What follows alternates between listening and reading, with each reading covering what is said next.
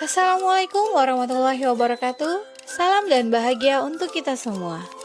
Perkenalkan, saya Dewi Aminah, CGP Angkatan 7 Unit SMA Negeri 3 Pontianak. Pada kesempatan ini, saya akan menyajikan tugas aksi nyata pada pendidikan guru penggerak Angkatan 7, khususnya yang terdapat pada modul 1.4 terkait dengan tema budaya positif.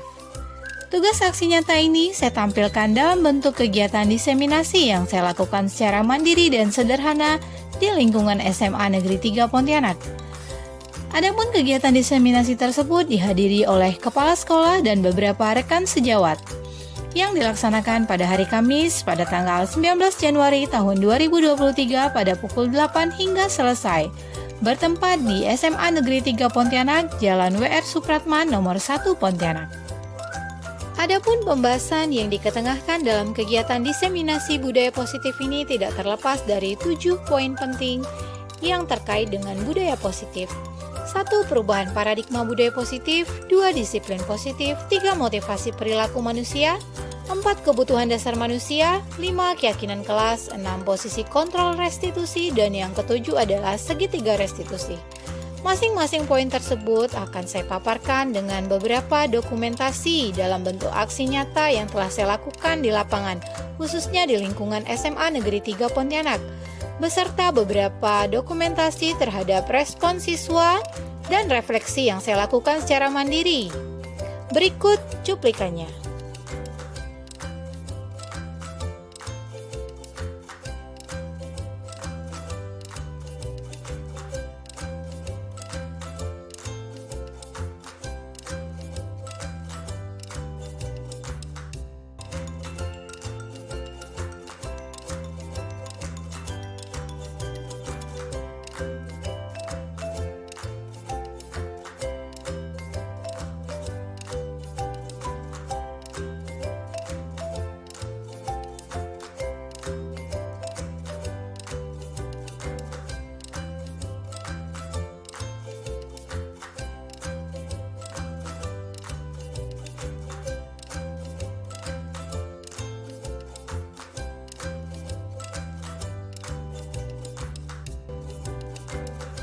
Dalam kegiatan diseminasi ini, saya menyertakan beberapa ice breaking bagi peserta. Hal ini saya lakukan untuk meningkatkan konsentrasi, motivasi, dan semangat peserta dalam mengikuti kegiatan. Selanjutnya, saya juga memberikan kuis bagi peserta dengan menggunakan media Mentimeter. Kuis tersebut berisikan 4 pertanyaan yang harus dijawab peserta dalam kegiatan diseminasi. Kuis tersebut dapat diakses dan diisi oleh peserta melalui link dan kode QR yang saya share dalam kegiatan diseminasi. Sebagai kegiatan akhir dari diseminasi ini, saya membagikan link Padlet sebagai bentuk refleksi yang berisikan 4 pertanyaan yang harus dijawab oleh peserta diseminasi sebagai bentuk refleksi dari kegiatan yang telah dilaksanakan. Kemudian disertai dengan beberapa testimoni dari peserta yang telah mengikuti kegiatan diseminasi. Berikut merupakan dokumentasi video dari kegiatan diseminasi yang telah saya lakukan di lingkungan SMA Negeri 3 Pontianak. Selamat menyaksikan. Assalamualaikum warahmatullahi wabarakatuh. Selamat pagi dan salam sejahtera bagi kita semua. Yang terhormat Bapak Kepala SMA Negeri 3 Pontianak, Bapak Wartono SPD NPD. Yang terhormat Pemateri Diseminasi Pendidikan kita pada hari ini, Ibu Dewi Aminah NPDI. Yang terhormat Bapak dan Ibu Dewan Guru SMA Negeri 3 Pontianak yang terhormat. Sebagai pemegang syukur, mari kita panjatkan kehadirat Yang Maha Allah Subhanahu wa Ta'ala.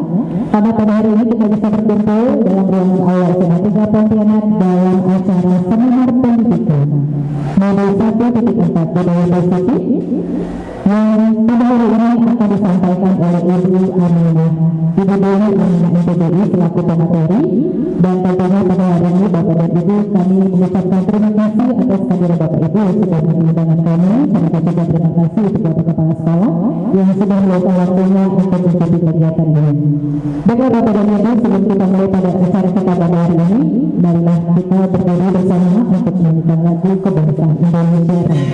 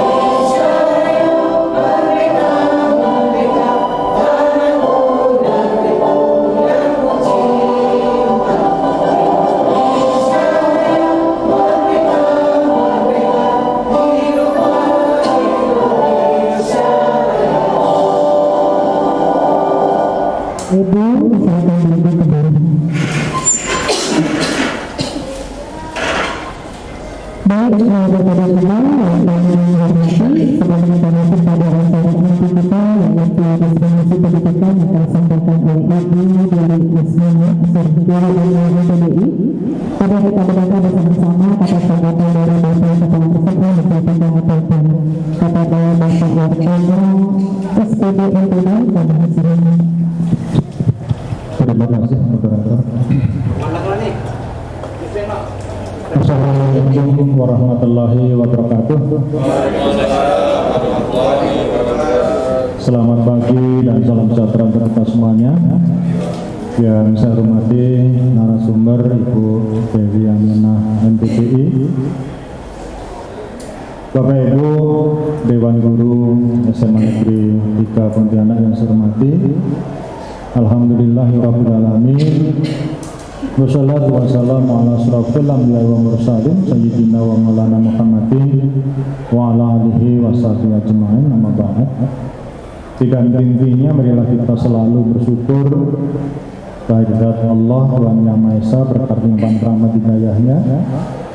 Pagi hari ini kita bisa mengikuti kegiatan diseminasi seminar dari guru penggerak yang akan disampaikan oleh Ibu Dewi Aminah MPPI, dan tentunya kesempatan ini tidak kesempatan yang setiap hari kita ikuti, setiap hari kita lalui.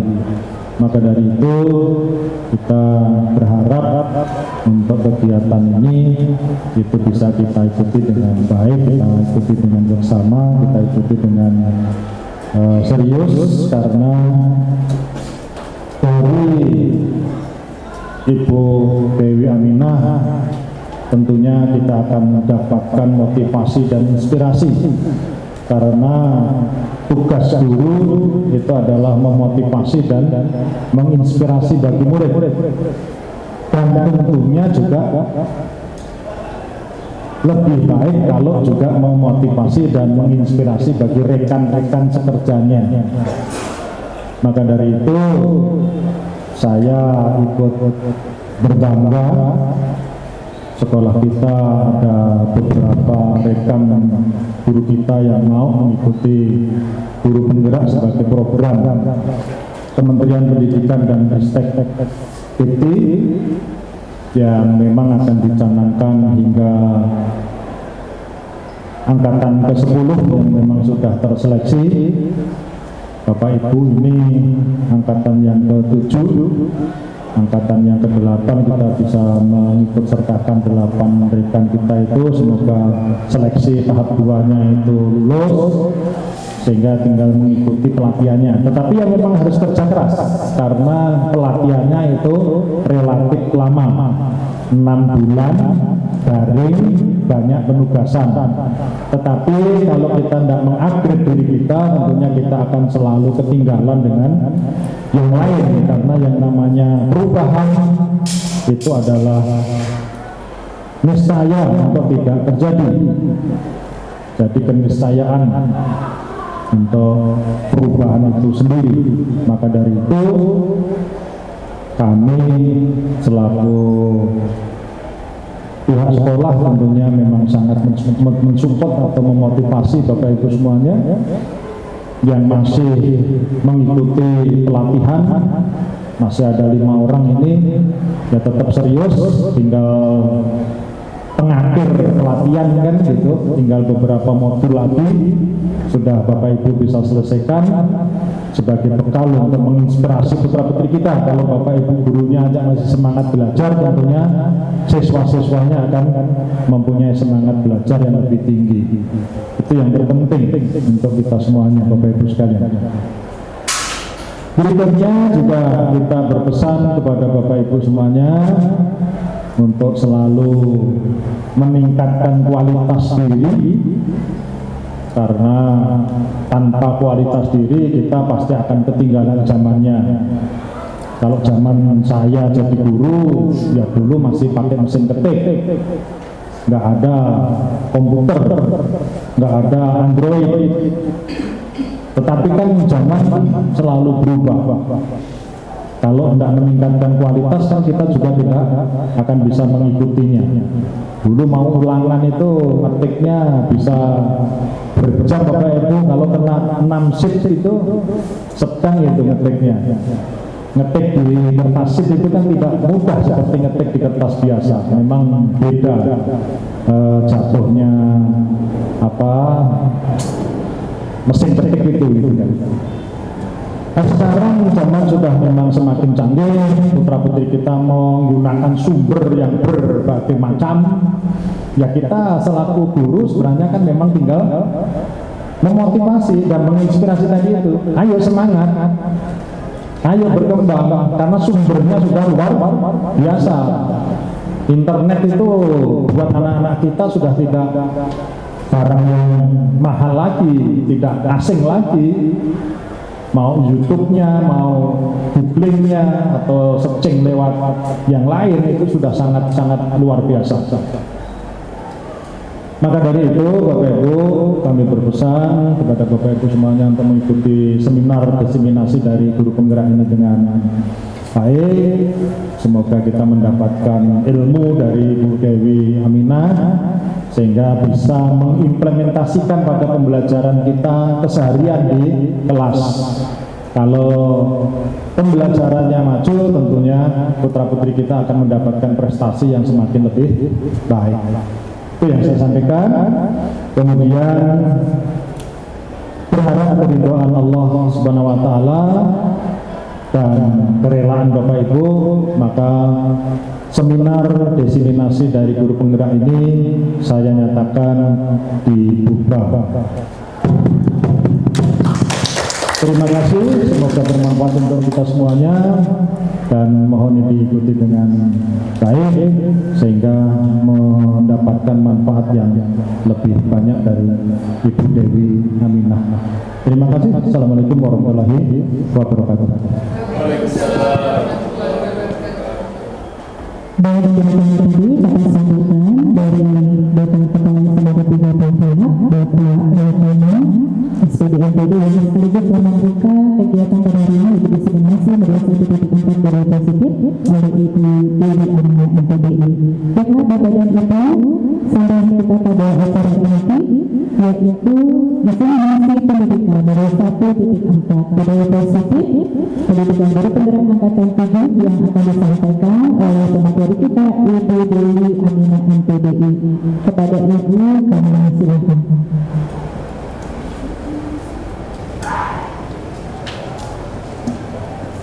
Bismillahirrahmanirrahim. Assalamualaikum warahmatullahi wabarakatuh. Selamat pagi Bapak Ibu dan salam bahagia buat kita semua. Selamat pagi. Satu kali lagi pagi. Alhamdulillah masih semangat. Baiklah Bapak Ibu, terima kasih kepada Ibu Lasmida Lisari MPD selaku moderator dalam kegiatan diseminasi ini. Kemudian terima kasih juga saya ucapkan kepada Bapak Ibu yang telah hadir dalam kegiatan diseminasi budaya positif, tepatnya pada modul 1.4 pada materi, salah satu materi di pendidikan guru penggerak angkatan 7. Baiklah Bapak Ibu, untuk mempersingkat waktu dengan tidak mengurangi rasa hormat saya kepada Bapak Ibu, mohon maaf, di sini saya berusaha untuk menyampaikan beberapa informasi terkait dengan budaya positif, penerapannya di lingkungan sekolah sesuai dengan materi modul 1.4 yang telah saya pelajari dalam pendidikan guru penggerak angkatan 7. Baiklah Bapak Ibu, untuk mempersingkat waktu pada kesempatan ini, tema besar kita adalah budaya positif. Nah, dalam tema budaya positif ini ada 7 poin yang menjadi konsep utama yang akan kita bahas pada hari ini. Nah, yang pertama adalah perubahan paradigma budaya positif, kemudian disiplin positif itu sendiri, selanjutnya yang ketiga adalah motivasi perilaku manusia, yang keempat kebutuhan dasar manusia, yang kelima keyakinan kelas, yang keenam posisi kontrol restitusi, dan yang terakhir adalah segitiga restitusi. Baiklah Bapak Ibu, sebelum kita masuk pada ranah disiplin positif, hal utama yang menjadi starting point kita untuk melakukan penerapan budaya positif ini, kita harus mulai dari perubahan paradigma. Perubahan paradigma, bagaimana cara kita berpikir dalam menyikapi dan menerapkan budaya positif di lingkungan sekolah kita.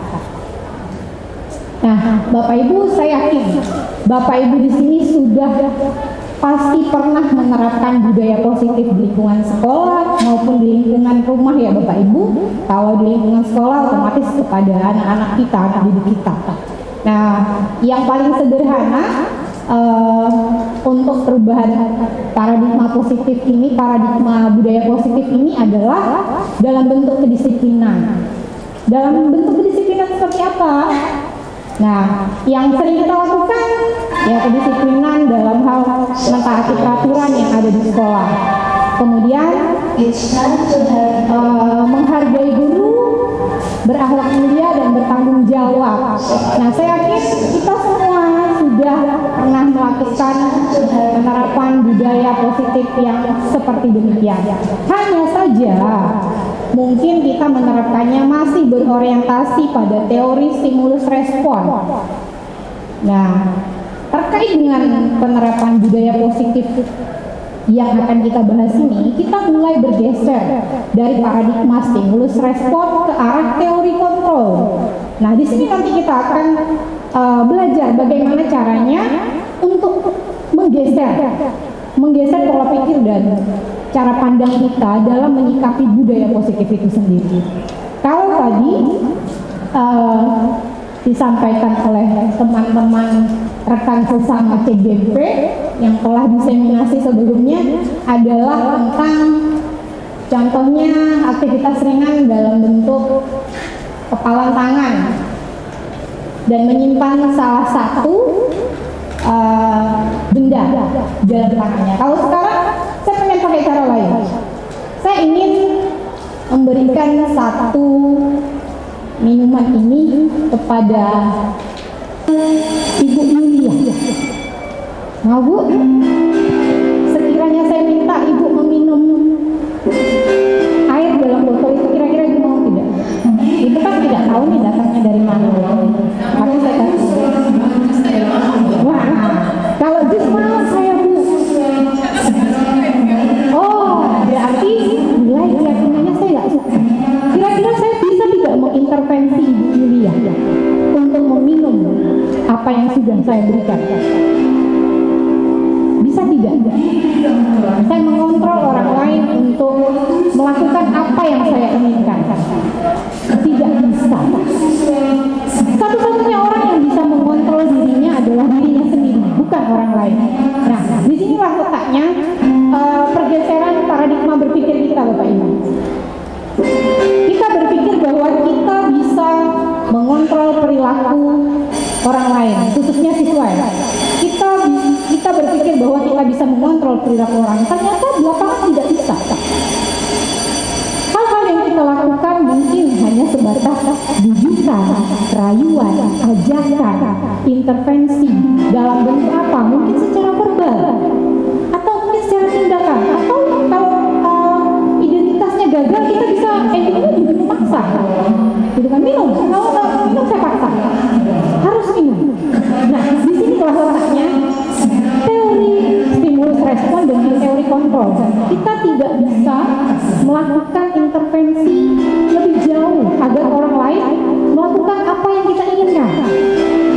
Nah, begitu juga di lingkungan sekolah. Begitu juga di lingkungan sekolah untuk anak-anak kita, siswa di SMA Negeri 3 ini.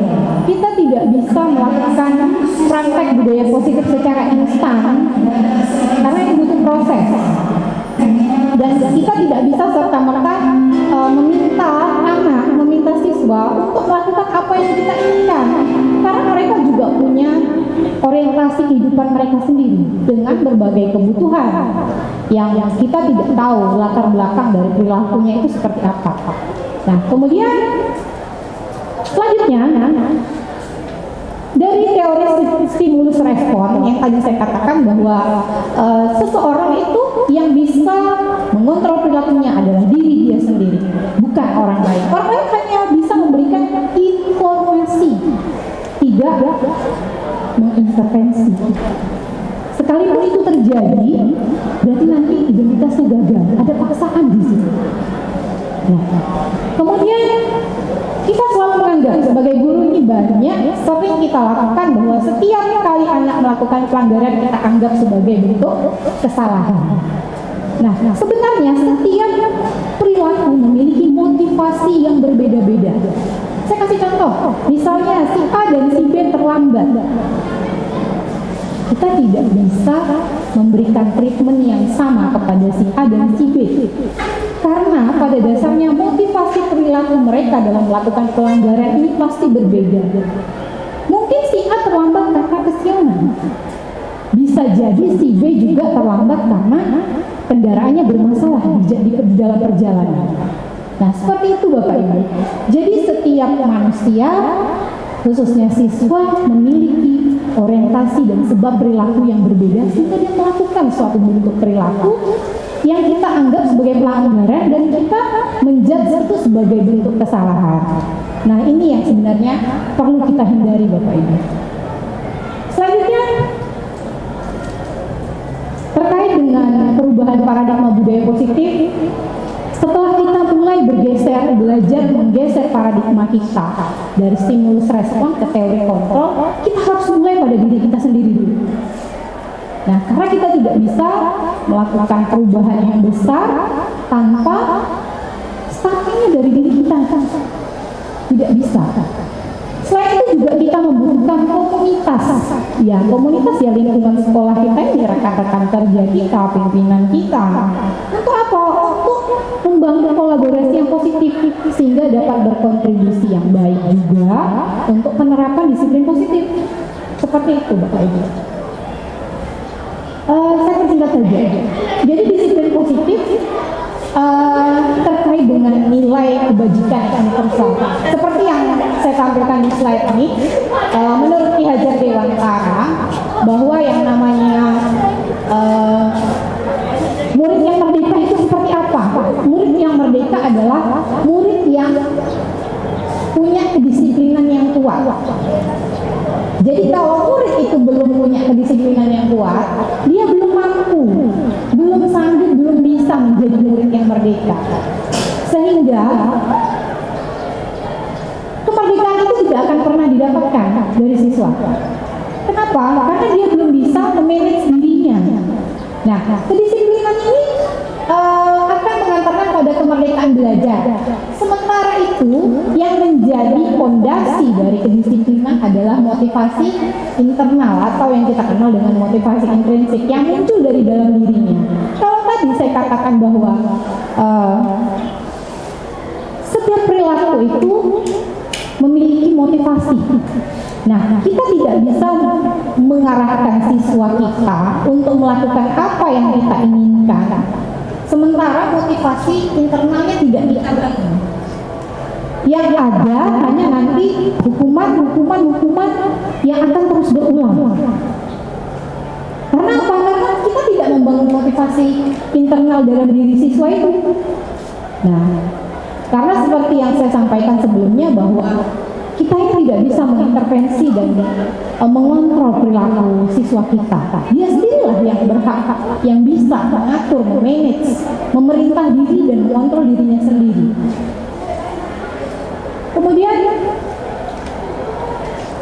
disiplin positif dan nilai kebajikan universal di bagian poin yang kedua, sebagaimana pendapat Diane Dawson, ini sebenarnya sejalan dengan pendapat Ki Hajar Dewantara tadi. Kalau pendapat Ki Hajar Dewantara tadi, dia mengarahkan bahwa motivasi internal itu menjadi fondasi dalam penerapan pencapaian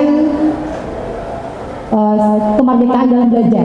Kemudian kalau menurut Diane Dawson, dia mengatakan bahwa motivasi intrinsik ini didapat dari proses belajar. Nah, jadi seseorang yang memiliki disiplin diri berarti mereka bisa bertanggung jawab untuk dirinya sendiri. Jadi bukan karena perintah Bapak Ibu, karena kita tidak bisa mengontrol siswa, mengontrol perilaku siswa. Kita hanya bisa memberikan informasi, tapi endingnya pada akhirnya siswa itulah yang menentukan perilaku seperti apa yang ingin dia munculkan dalam dirinya.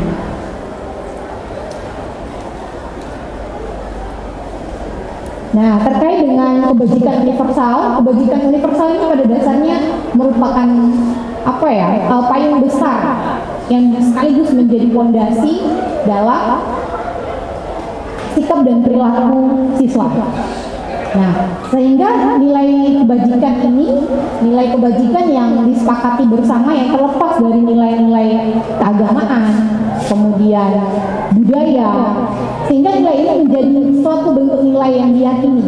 Ketika seseorang sudah meyakini suatu nilai dalam dirinya, ini prinsip saya, gitu kan. Akhirnya muncullah yang namanya motivasi intrinsik. Nah, kalau dalam kurikulum Merdeka itu dikenal dengan profil pelajar Pancasila yang terdapat pada 6 poin ini: beriman dan bertakwa, kemudian mandiri, berpikir kritis, berkebinekaan global, bergotong royong, dan kreatif. Nah, salah satu contoh bentuk disiplin positif yang berlaku, yang terjadi, yang diterapkan di sekolah kita, ini ada dokumentasi berupa aktivitas membuang sampah sesuai dengan jenis dan tempatnya. Di sini kan ada tempat yang warna hijau, kuning, dan merah. Ada tempat sampah untuk yang plastik, yang kertas, kemudian yang sampah basah yang bisa digunakan, bisa didaur ulang kembali. Nah, ini merupakan salah satu bentuk budaya positif Bapak Ibu yang telah dilaksanakan di SMA Negeri 3 Pontianak. Jadi, kenapa anak bisa melakukan seperti ini, melakukan bentuk kedisiplinan yang seperti ini? Karena memang secara intrinsik, secara internal memang anak ini sudah punya kesadaran. Akhirnya dia tahu nih mau buang sampah yang ini di mana ya? Oh, di tempat yang kuning. Atau mau buang sampah yang plastik ini di mana? Oh, di tempat yang hijau. Nah, jadi diri dia sendiri yang mengatur dan memerintah. Selanjutnya ini contoh berikutnya, ketika saya sebelum melakukan pembelajaran, siswa-siswa memberikan salam kepada gurunya di awal kegiatan pembelajaran secara tertib. Kemudian di sebelahnya ini ada siswa yang bersalaman sesuai dengan moto SMA Negeri 3 Pontianak terkait dengan DS3 Bapak Ibu. Yang di depan ini bisa Bapak Ibu lihat ada disiplin, salam, senyum, dan santun. Nah, inilah moto SMA Negeri 3 yang saya ambil, saya jadikan dokumentasi dalam kegiatan-kegiatan yang terjadi di keseharian kita. Sama juga ini Bapak Ibu tentang disiplin positif juga. Ada kegiatan upacara bendera tadi pagi seni, ini Bapak Ibu gurunya, kemudian ini siswa-siswanya. Jadi disiplin positif itu memang saya katakan tadi harus bermula dari diri kita, komunitas, baru kita membangun lingkungan kita. Seperti itu Bapak Ibu. Nah, ini juga ada siswa-siswa yang antri wudhu untuk melaksanakan sholat zuhur bersama. Kemudian ini antri wudhu, kemudian ini lagi proses melaksanakan ibadah sholat zuhur setiap harinya, karena kita sholat zuhurnya di sekolah. Nah, itu yang kedua. Sekarang kita masuk pada termin yang ketiga tentang motivasi perilaku manusia. Nah, kalau kita tadi telah memahami bahwa perilaku itu tidak bisa kita mengontrol perilaku orang lain, karena setiap perilaku itu punya motivasi masing-masing. Nah, di sini bagaimana cara kita berperilaku, kemudian alasan apa yang melatar belakangi perilaku kita. Di sini ada 2 poin motivasi. Yang pertama motivasi eksternal dan yang kedua adalah motivasi internal. Baik Bapak Ibu, mungkin saya ingin tanya dulu. Tadi pagi kita masuk di jam berapa Bapak Ibu? Jam 7. Jam 7 ya. Ibu Nur Hasana sampai ke sekolah jam berapa Bu Nur Hasana? 7 kurang 15. Bu Ezi sampai di sekolah jam berapa Bu Ezi? 7 kurang 10. Kira-kira menurut Bu Ezi apa yang melatar belakangi Bu Ezi untuk datang jam 7 kurang 10?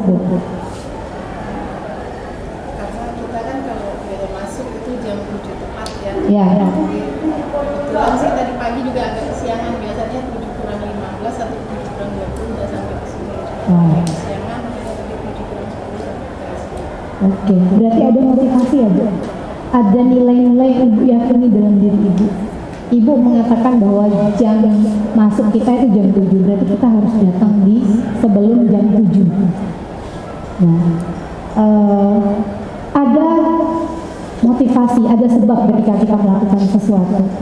Begitu juga dengan siswa kita, mungkin siswa kita datang ke sekolah sebelum pukul 7 karena beliau takut dihukum. Bisa jadi. Atau mungkin mendapatkan apresiasi yang lebih. Wah, kamu datang sebelum jam 7, ibu, bapak kasih hadiah. Berarti ada imbalan di situ. Itu masuknya ke motivasi eksternal.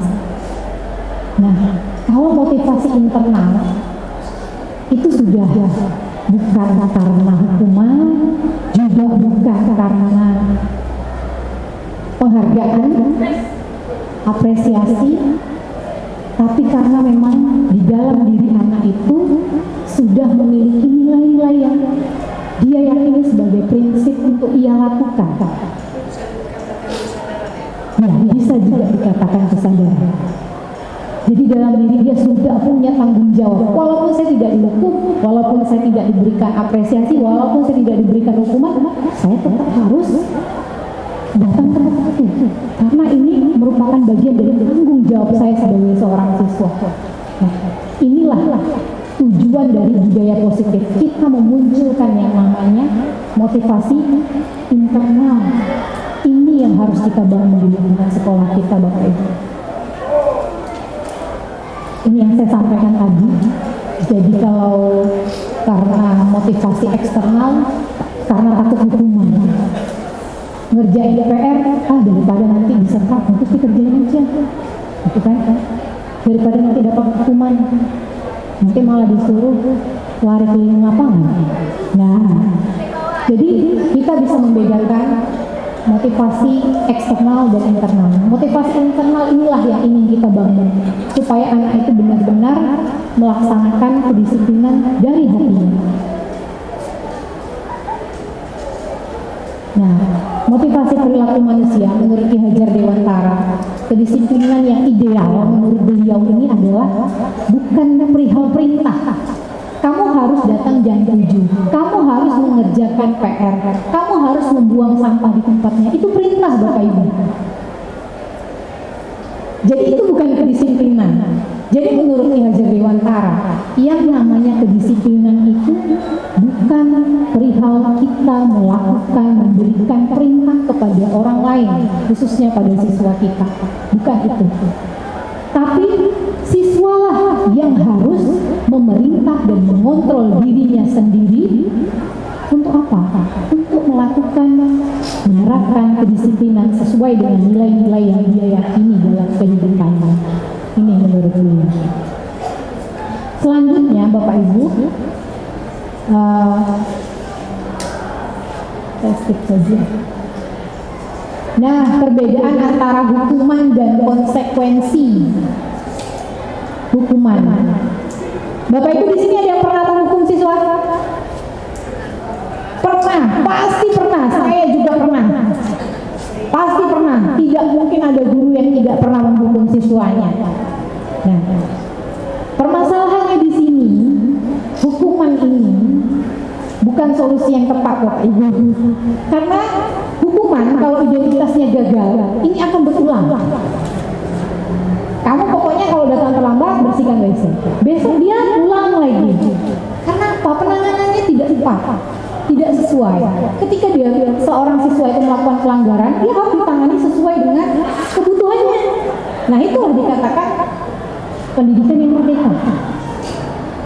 Jadi setiap anak, setiap siswa memiliki orientasi dan kebutuhan yang berbeda, tidak sama. Si A, si B, si C, semuanya punya dunia berkualitas yang berbeda. Sehingga kita juga harus memperlakukan mereka secara berbeda juga.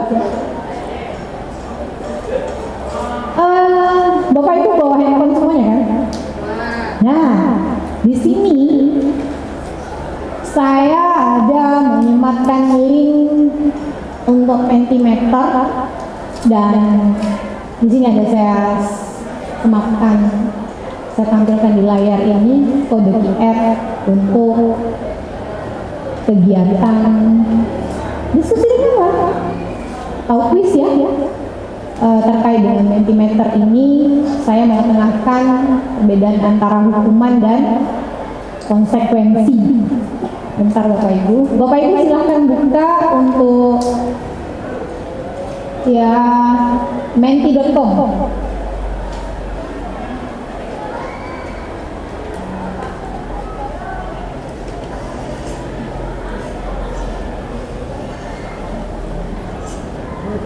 Sudah bergabung Bapak Ibu?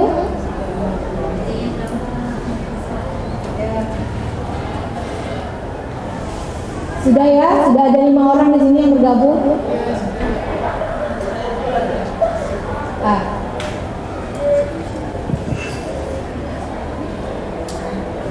Bapak Ibu sudah bergabung ya? Wah, itu sudah bergabung.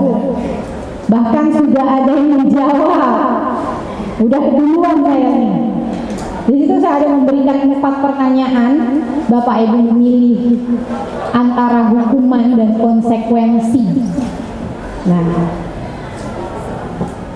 mungkin kita kembali ke slide karena ini sudah ada nih yang skornya sampai 951. Ibu Cintami dan dia.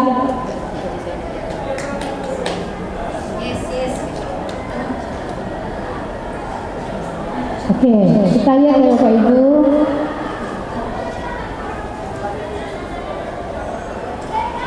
Nah, yang pertama, tadi siapa itu yang menjawab? Lari mengelilingi lapangan karena terlambat hadir ke sekolah. Ibu siapa tadi? Ibu Restu tadi menjawab hukuman. Hukuman atau konsekuensi? Lari mengelilingi lapangan karena terlambat sekolah. Hukuman atau konsekuensi? Hukuman. Kenapa hukuman? Biasanya Bapak Ibu, hukuman ini diberikan secara insidentil. Kamu terlambat? Iya. Sudah sana bersihkan WC. Kamu terlambat? Sudah sana lari mengelilingi lapangan. Insidentil. Seketika. Jadi tidak ada proses penanganan di situ yang membuat anak itu muncul motivasi internalnya. Sehingga itu akan berulang. Nah ini kalau tidak ditangani dengan tepat, bahkan kita bisa memberikan efek yang lebih buruk pada anak itu. Dia akan merasa dalam dirinya, ada apa terlambat? Dia paling juga lari keliling lapangan, sebentar udah selesai. Oh enggak apa-apa terlambat, paling juga bersihkan WC 10 menit. Finish, ya kan? Nah ini akan membentuk mindset yang lebih negatif dalam diri ini. Kemudian yang kedua,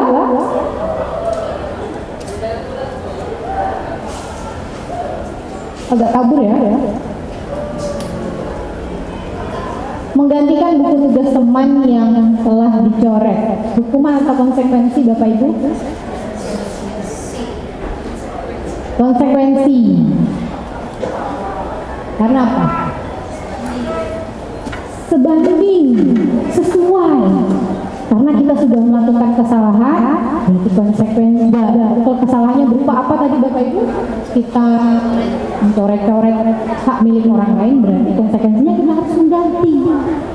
Nah, jadi bukan dihukum, bukan dimarahi. Ketika anak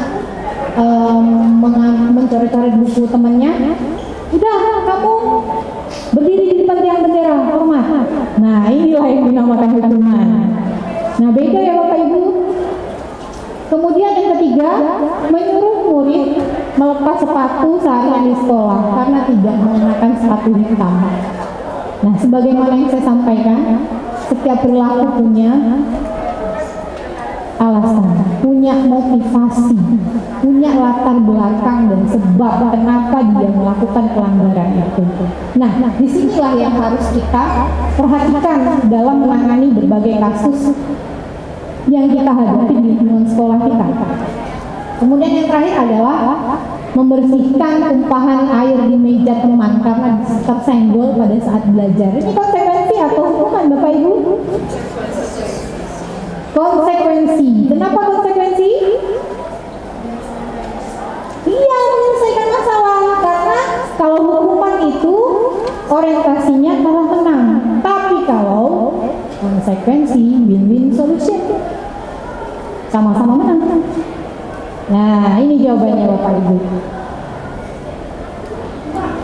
Nah, kalau misalnya hukuman tidak bisa, kita tidak bisa memberikan hukuman, ataupun kita juga memberikan penghargaan. Penghargaan itu juga merupakan hukuman. Benar tidak Bapak Ibu, penghargaan itu juga merupakan hukuman? Kira-kira pernyataan saya benar atau salah? Penghargaan adalah hukuman. Benar atau salah? Belum tahu. Gimana Bu Ezi? Baru dengar. Menurut Alpikon, beliau mengatakan bahwa penghargaan itu adalah hukuman. Kenapa? Hukuman bagi yang tidak mendapatkan penghargaan. Kita bisa bayangkan bagaimana kondisi psikologis siswa yang tidak mendapatkan penghargaan ketika melihat temannya mendapat penghargaan dan apresiasi. Itu pasti kondisi psikologisnya, kalau kita ini bahasanya kena mental. Sebenarnya juga apa ya? Inilah yang terjadi gitu di lingkungan kita kan. Kita sering diberikan penghargaan berupa apa? Berupa plakat atau mungkin sertifikat. Sementara saya juga berpikir dengan adanya penghargaan saja belum mampu mengantarkan anak ini pada motivasi internal. Bagaimana kalau penghargaan itu tidak ada? Sebenarnya tanpa penghargaan bisa Bapak Ibu. Apa yang kita harus lakukan? Apresiasi verbal Bapak Ibu. Jadi tidak melulu kita memberikan penghargaan kepada siswa dalam bentuk sertifikat ataupun material seperti itu. Ada hal-hal yang bisa kita lakukan, yang bisa kita berikan kepada siswa selain bentuk penghargaan. Ini adalah salah satu praktek budaya positif yang saya lakukan di kelas 12 IPA 4. Ketika saya setelah selesai melakukan tes lisan kepada siswa, saya memberikan penguatan dalam bentuk gestur tubuh. Saya berikan anak ini acungan jempol. Dan ini saya lakukan secara berkelanjutan, berproses. Dan ini tidak saya berikan hanya kepada satu orang anak saja, tapi kepada seluruh siswa. Supaya apa? Supaya mereka turut merasakan apa sih yang dirasakan teman-temannya ini ketika mendapatkan penghargaan. Anak-anak itu sebenarnya sederhana Bapak Ibu, bukan hanya ketika kita kasih hadiah, penghargaan, lalu mereka bahagia. Belum tentu juga dikasih jempol saja, bahkan sentuhan fisik. Ketika dia memungut sampah, kita pegang, rajinnya anak soleh. Aduh, solehnya anak ibu. Itu dalam bentuk verbal lisan. Apalagi kita gunakan gestur tubuh kita, acungi jempol, kita punya jempol yang bisa memberikan penguatan, yang itu bisa memunculkan motivasi internal anak itu. Oh, saya diperhatikan dengan segala bentuk aktivitas yang saya lakukan. Ternyata ada ibu guru, bapak guru yang memperhatikan aktivitas saya. Nah, gitu Bapak Ibu. Nah, respon siswa ketika diberikan penguatan verbal ini, apa respon siswa Bapak Ibu? Siswa senang mendapat apresiasi dalam bentuk penguatan gestur yang saya lakukan. Kemudian dia merasa bahwa apa yang dia lakukan dalam hal praktek lisan ini sudah maksimal. Berarti usaha saya nih dihargai. Nah, buktinya guru saya memberikan apresiasi dalam bentuk gestur tubuhnya. Nah, refleksi yang saya lakukan, saya menjadi lebih peka terhadap penguatan-penguatan yang akan saya berikan kepada siswa-siswa saya. Supaya apa? Ini juga guna untuk membangun motivasi internal pada diri anak itu. Karena tidak selamanya penghargaan yang kita berikan ini bisa membangun motivasi internal dia. Justru malah bisa sebaliknya, bisa menyebabkan ketergantungan kalau kita memberikan penghargaan, Bapak Ibu. Selanjutnya,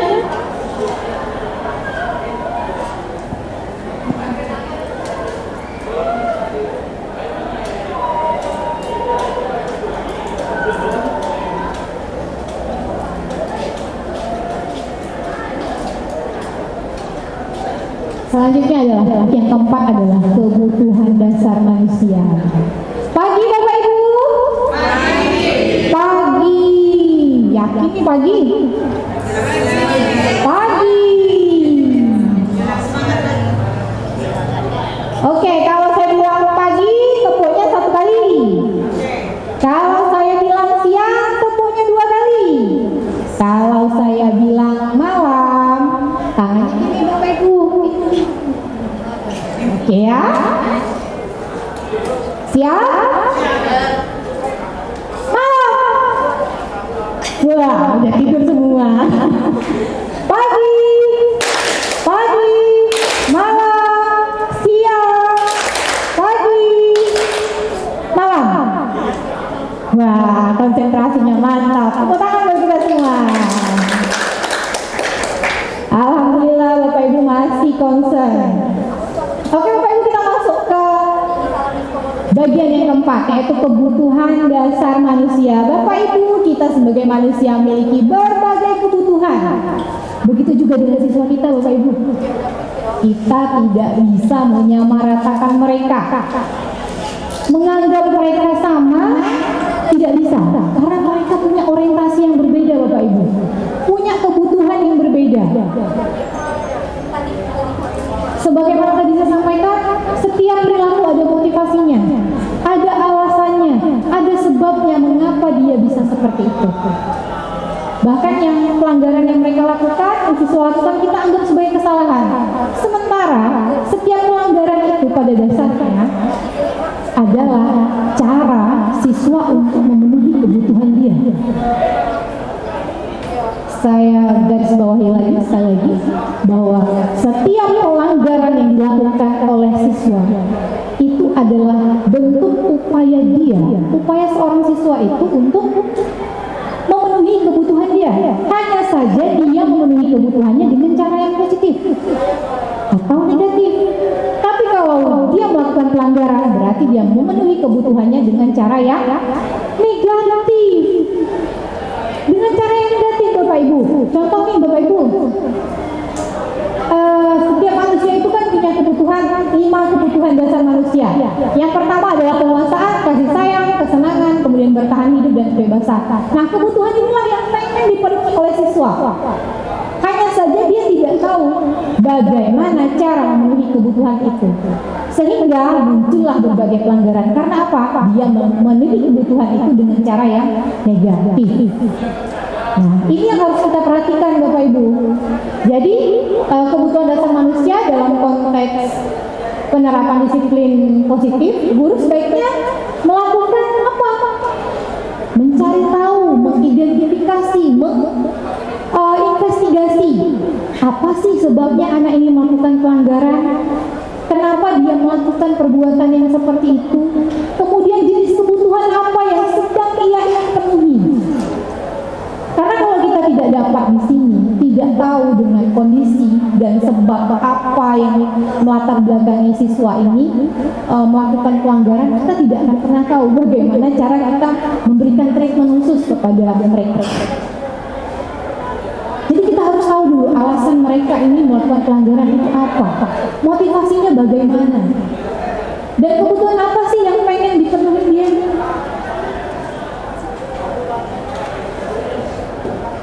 Nih, ada contoh Bapak Ibu, ada seorang siswa saya yang sedang tidur Bapak Ibu.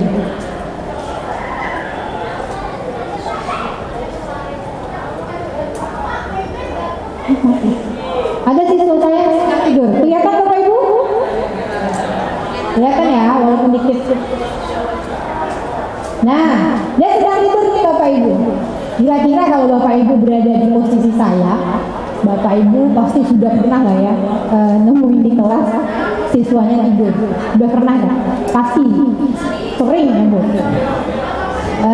Kira-kira nih Bapak Ibu, kebutuhan apa yang sedang ingin dia penuhi Bapak Ibu? Kepuasan tidur. Kepuasan tidur. Kebutuhan apa yang sedang ingin dipenuhi anak ini Bapak Ibu? Ayo. Nih tadi 5 kebutuhannya.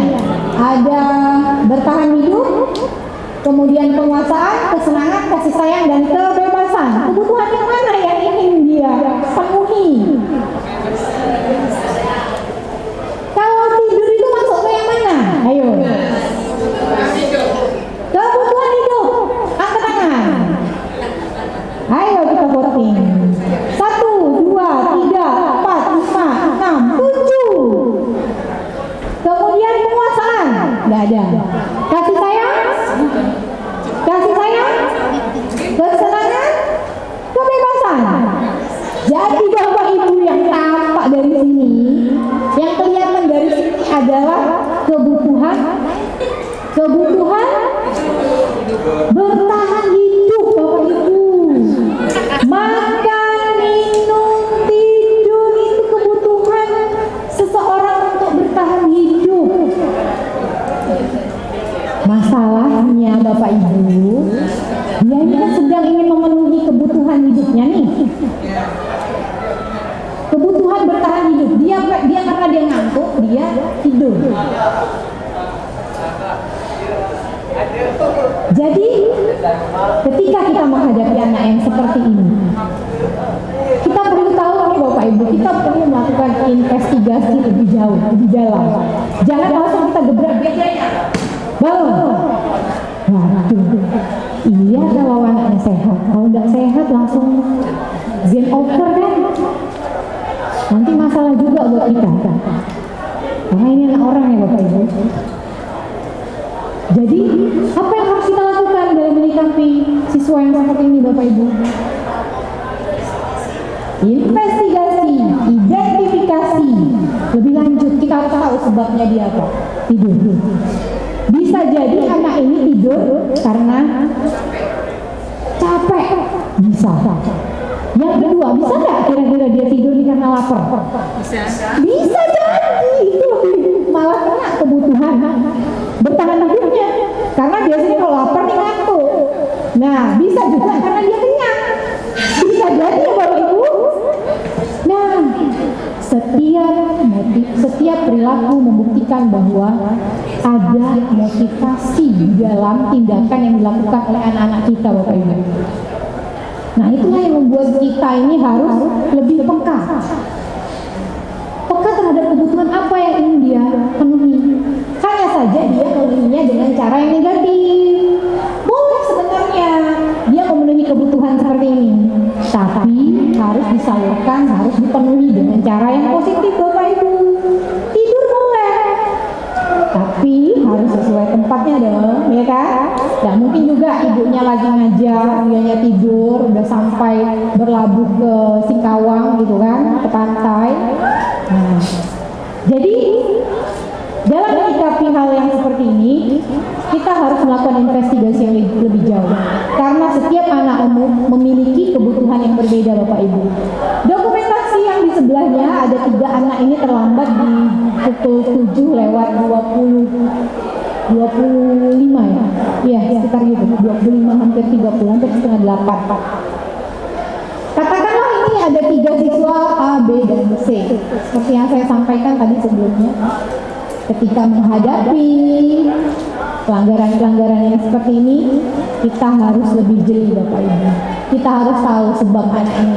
Kita tidak bisa memperlakukan mereka bertiga ini treatmentnya sama, tidak bisa, Bapak Ibu.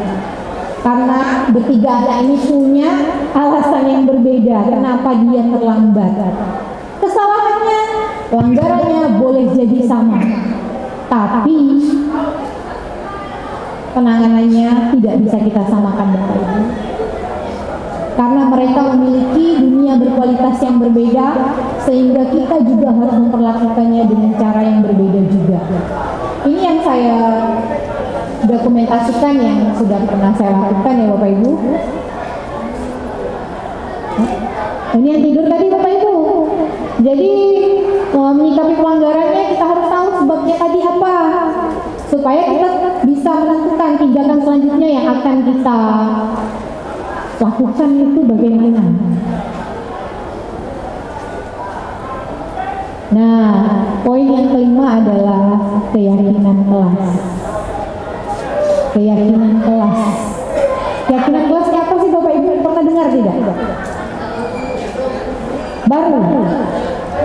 Barusan ya. Barusan ya Bapak Ibu ya. Barusan dengar.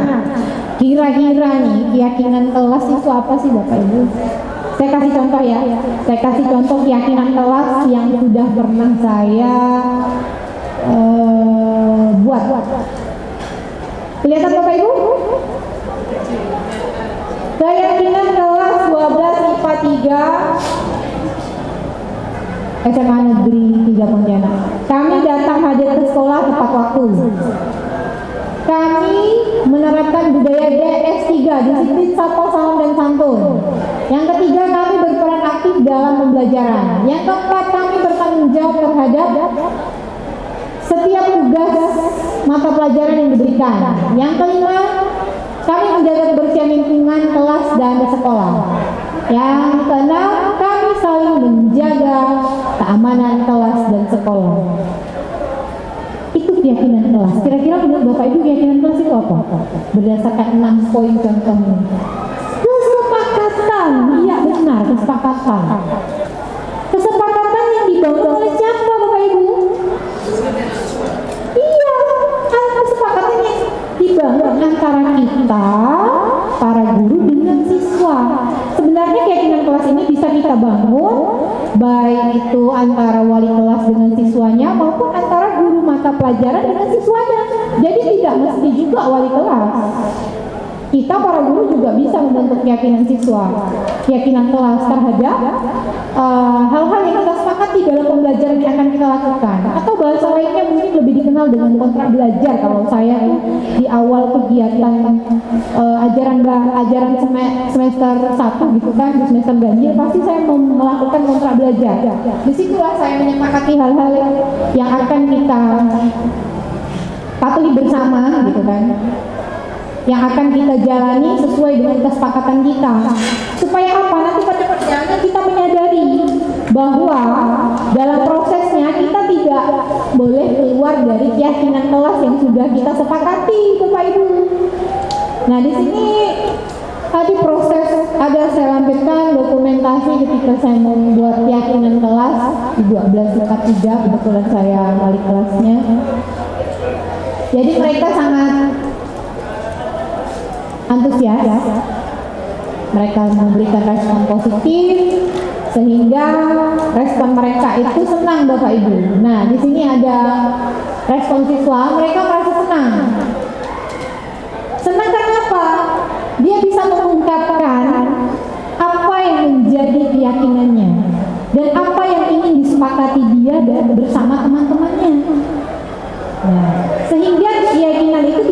berlaku pada dirinya sendiri, tapi juga berlaku pada teman-temannya Bapak Ibu. Nah, keyakinan kelas itu tidak hanya berorientasi pada siswa sebenarnya. Boleh juga kita sepakati keyakinan kelas itu yang kita lakukan sebagai guru. Contoh misalnya memberikan nilai. Ya kan Bapak Ibu, ketika anak-anak mengumpulkan tugas ya, bisa jadi keyakinan kelas Bapak Ibu. Nah, jadi tidak hanya melulu kita berorientasi pada siswa. Nah, yang keenam adalah posisi kontrol Bapak Ibu. Kalau tadi kita menemui berbagai pelanggaran Bapak Ibu yang telah kita bahas tadi sedikit ada posisi kontrol sebagai penghukum, pembuat rasa bersalah, kemudian sebagai teman, yang keempat sebagai pemantau, dan yang kelima adalah sebagai manajer. Posisi ini saya yakin sudah pernah kita lakukan semua. Penghukum sudah, pembuat rasa bersalah juga sudah, teman sudah, pemantau juga sudah. Bahkan mungkin ada Bapak Ibu yang sudah mempraktekkan sampai pada posisi manajer.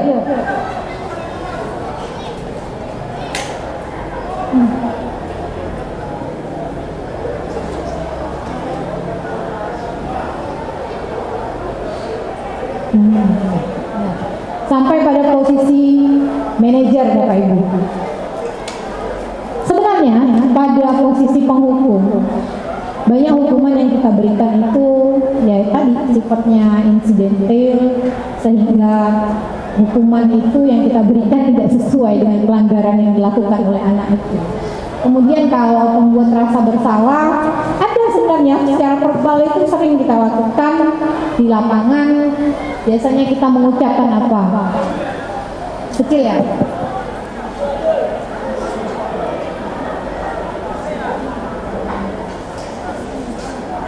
Nah, pernyataan-pernyataannya, kalau kamu sebagai penghukum, kamu tidak benar-benar melakukannya. Kemudian sebagai pembuat rasa bersalah, saya kecewa sekali sama kamu Nina. Dengan kata-kata yang seperti itu, sebenarnya kita sudah membuat anak itu merasa bersalah Bapak Ibu. Ibu kecewa sama kamu nih. Tidak nyangka Ibu nih. Nah, berarti kan muncul nih rasa bersalah dalam diri anak itu. Kemudian sebagai teman, ayolah untuk Ibu kali ini kerjakanlah PR tuh, kan? Jangan sampai tidak dikerjakan. Karena apa? Jadi siswa dan guru ini membangun kedekatan sebagai teman. Ini juga kurang efektif ya Bapak Ibu. Nanti pada endingnya kita yang akan merasakan hubungan yang tidak sehat. Karena apa? Kita menimbang-nimbang dengan perasaan kita. Karena memang siswa dengan guru memang harus ada batas Bapak Ibu, sehingga mereka tidak berpikir bahwa kita ini adalah temannya. Nanti kalau sudah mereka berpikir kita ini adalah temannya, maka dia akan kehilangan batasan, sehingga mereka ini menganggap kita ini ya sebagaimana teman-teman yang lain. Boleh kita memposisikan diri kita sebagai teman, tapi kita harus tahu batasannya, kapan, di mana, dan dalam kondisi apa. Seperti itu Bapak. Nah, kalau dalam kondisi manajer, berarti kita ini menuntun, bukan menuntut ya Bapak Ibu. Kamu harus begini dan begitu, tidak. Tapi kita harus menuntun, bukan menuntut. Baiklah Bapak Ibu, ngantuk semuanya? Ngantuk. Saya kasih apa ya biar tidak ngantuk ya? Ice breaking. Nah, berhadapan dua-duanya. Ayo berhadapan. Dua teman-temannya. Dua.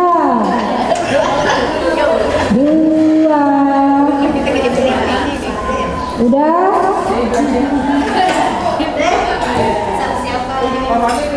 Sudah berhadapan?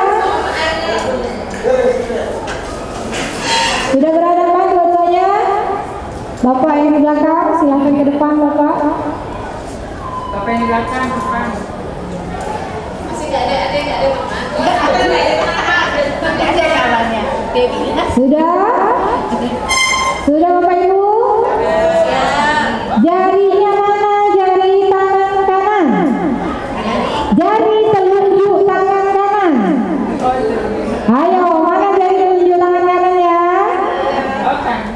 Kanan.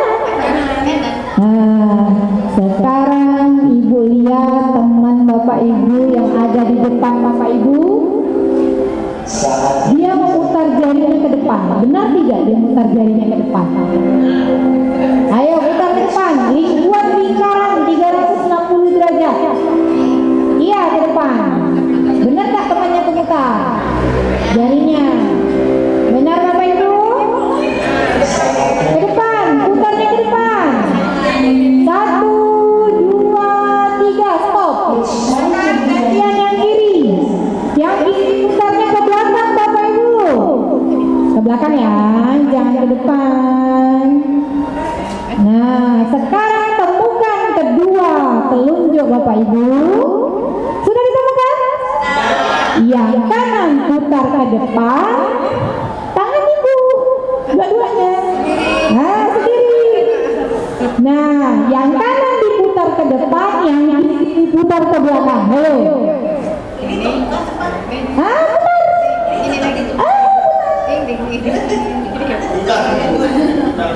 Diputar.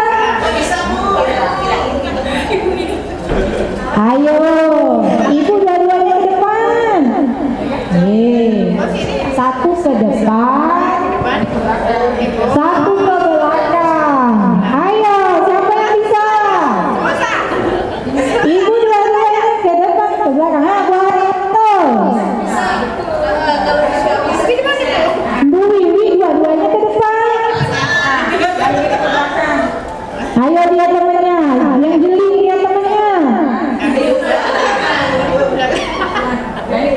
Ayo, itu ke depan dua-duanya. Bagus sih.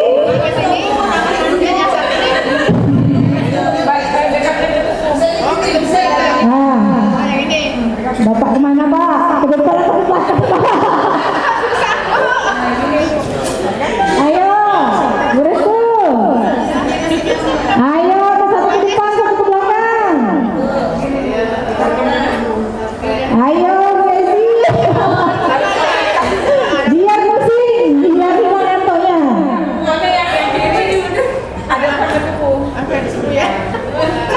Nah, Bu Ari ini yang benar.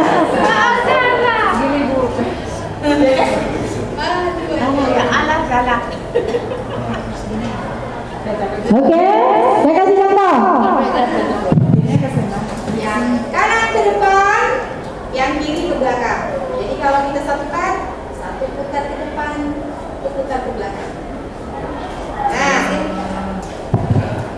Untuk melatih keseimbangan otak Bapak Ibu supaya konsentrasinya kumpul lagi. Pagi.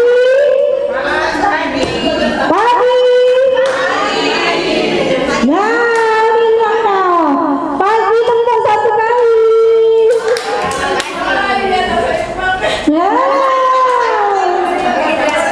Masih belum konsen. Ibu lapar. Iya, karena sudah jam makan. Waktunya sudah menunjukkan waktunya makan. Oke Bapak Ibu, pagi. Nah, pagi. Bu Wiwi, pagi. Apa Bu Wiwi? Pagi. Siang. Pagi. Pagi. Pagi siang. Pagi tidur. Alhamdulillah, masih konsentrasi Bapak Ibu. Nah, baik Bapak Ibu, bisa kita lanjutkan? Masih lanjut. Nah, ini adalah posisi sebagai apa nih? Coba dilihat. Siswa A baru mengumpulkan tugas karena tidak hadir selama 2 pertemuan. dilakukan oleh guru menggunakan alat pemantau dalam bentuk penilaian. Jadi di situ saya membuat rekap nilai Bapak Ibu, ini posisi pemantau. Jadi kita punya yang namanya data, kita punya yang namanya track record. Nah, supaya apa? Ini juga penting Bapak Ibu, posisi pemantau ini supaya kita tahu perkembangan track record seorang siswa itu sejak kita mengajarnya, sejak awal kita mengajar anak itu, jadi kita tahu perkembangan anak. Jadi kalau menurut pendapat saya, posisi sebagai penghukum, posisi sebagai teman, posisi sebagai pemantau, kemudian posisi sebagai manajer. Salah satunya kalau pemantau, kalau menurut saya ini juga positif untuk dilakukan oleh seorang guru, karena kita kalau tidak punya data kita juga susah untuk berbicara Bapak Ibu. Kita tidak punya bukti fisik. Nah ini penting bukti fisik. Supaya apa? Dari bukti fisik inilah kita bisa menentukan treatment apa yang sesuai untuk anak ini. Kemudian kalau untuk posisi kontrol sebagai manajer. Posisi kontrol yang sebagai manajer ini Bapak Ibu,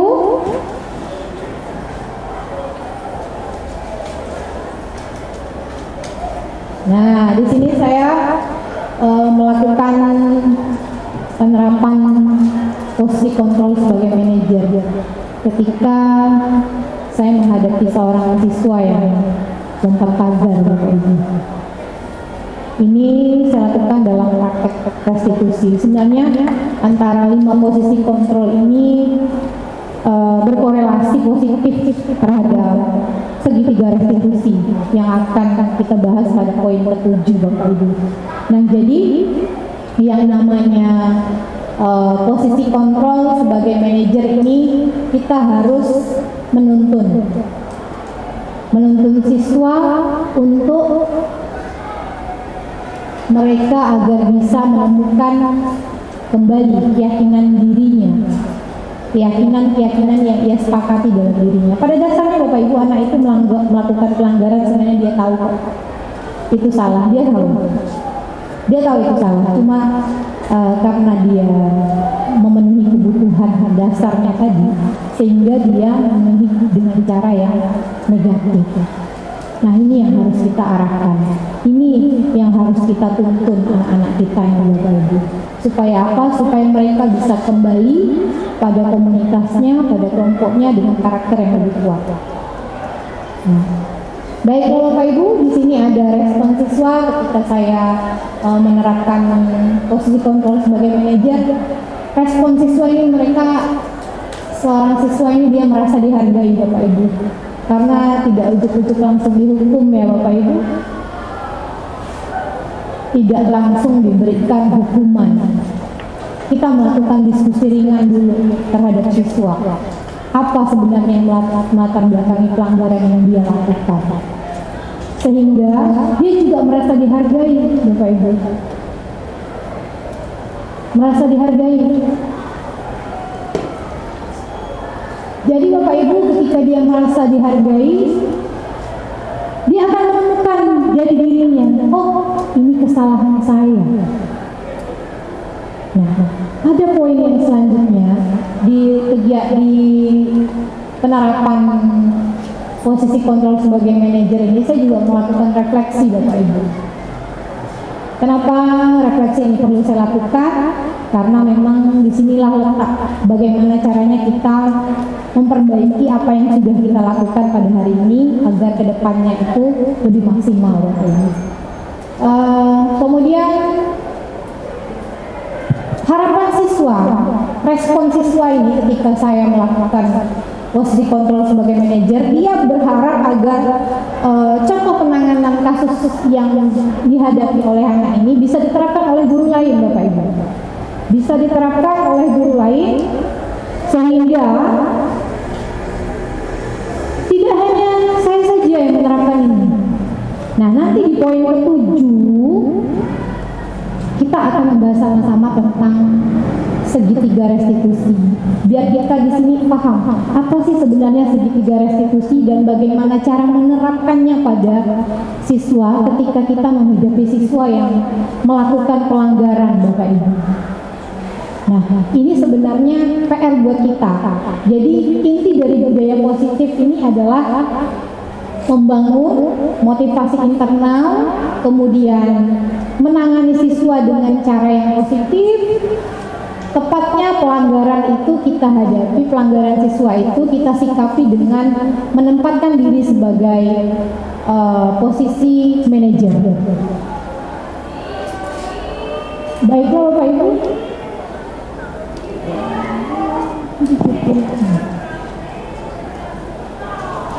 Nah, ini yang menjadi bagian penting dalam penerapan budaya positif, yaitu tentang segitiga restitusi. Sebelumnya pada kegiatan demonstrasi kontekstual ya, sudah saya lakukan untuk kegiatan praktek segitiga restitusi dalam menangani beberapa kasus siswa yang bermasalah dan yang melakukan pelanggaran terhadap keyakinan-keyakinan sekolah, Bapak Ibu. Segitiga restitusi ini apa ya Bapak Ibu ya? Nggak tahu. Segitiga restitusi, nggak tahu ya. Sebenarnya ini diadopsi dari pemikiran dari dunia barat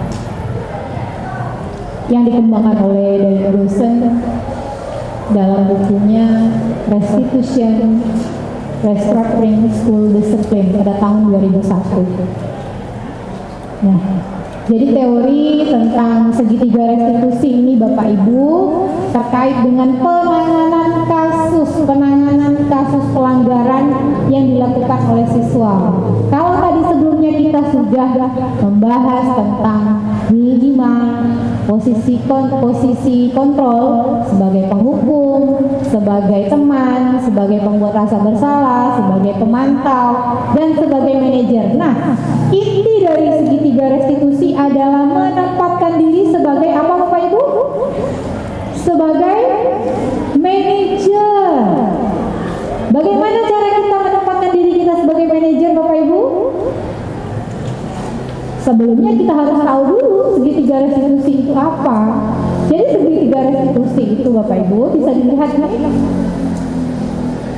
Salah satu bentuk penanganan yang dilakukan terhadap seseorang dengan beberapa langkah-langkah utama. Apa langkah-langkah utamanya itu Bapak Ibu? Kenapa dia dikatakan segitiga restitusi? Karena memang dari awal teori ini ditemukan dalam bentuk segitiga restitusi, dilambangkanlah dengan segitiga restitusi itu. Yang pertama, langkah-langkah segitiga restitusi adalah menstabilkan identitas. Menstabilkan identitas. Kemudian yang kedua adalah apa Bapak Ibu yang kedua? Kelihatan ya? Nggak bisa besarin kan?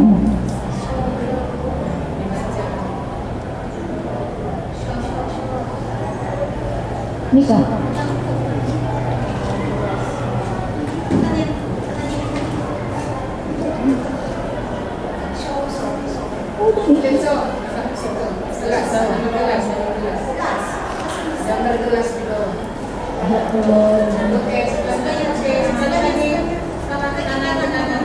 Kanan. Ini nyamuknya berhubung. Nah, segitiga restitusi Bapak Ibu, yang pertama adalah menstabilkan identitas, kemudian yang kedua adalah validasi tindakan yang salah, dan yang ketiga adalah menanyakan keyakinan. Yang pertama adalah menstabilkan identitas Bapak Ibu. Jadi Bapak Ibu kita tidak bisa langsung membuat atau memutuskan, membuat keputusan untuk memberikan treatment khusus kepada siswa ketika dia melakukan pelanggaran. Tidak bisa serta-merta seperti itu Bapak Ibu. Jadi segitiga restitusi ini mengajak kita para guru untuk lebih dekat mengenal kebutuhan siswanya. Dengan lebih dekat mengenal kebutuhan siswanya, nanti kita akan paham, kita akan tahu. Nah, kalau pada poin menstabilkan identitas ini Bapak Ibu, sebenarnya kita bisa melakukannya. Dengan cara apa Bapak Ibu? Melakukan hal yang terbaik. Pada dasarnya setiap orang itu bisa, termasuk siswa, bisa melakukan hal yang terbaik baginya. Dan itu sebagai bentuk keyakinan yang utama. Karena apa? Karena setiap orang pasti akan melakukan hal yang terbaik untuk dirinya. Tidak mungkin seseorang itu akan menjerumuskan dirinya. Dan pada dasarnya pelanggaran yang dilakukan anak-anak kita ini dia udah tahu itu pelanggaran Bapak Ibu. Hanya saja pada prakteknya dia baru nanti akan menyadari. Jadi dengan dalam proses menstabilkan identitas,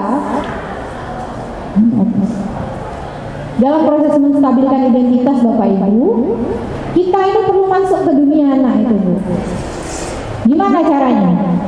Contoh,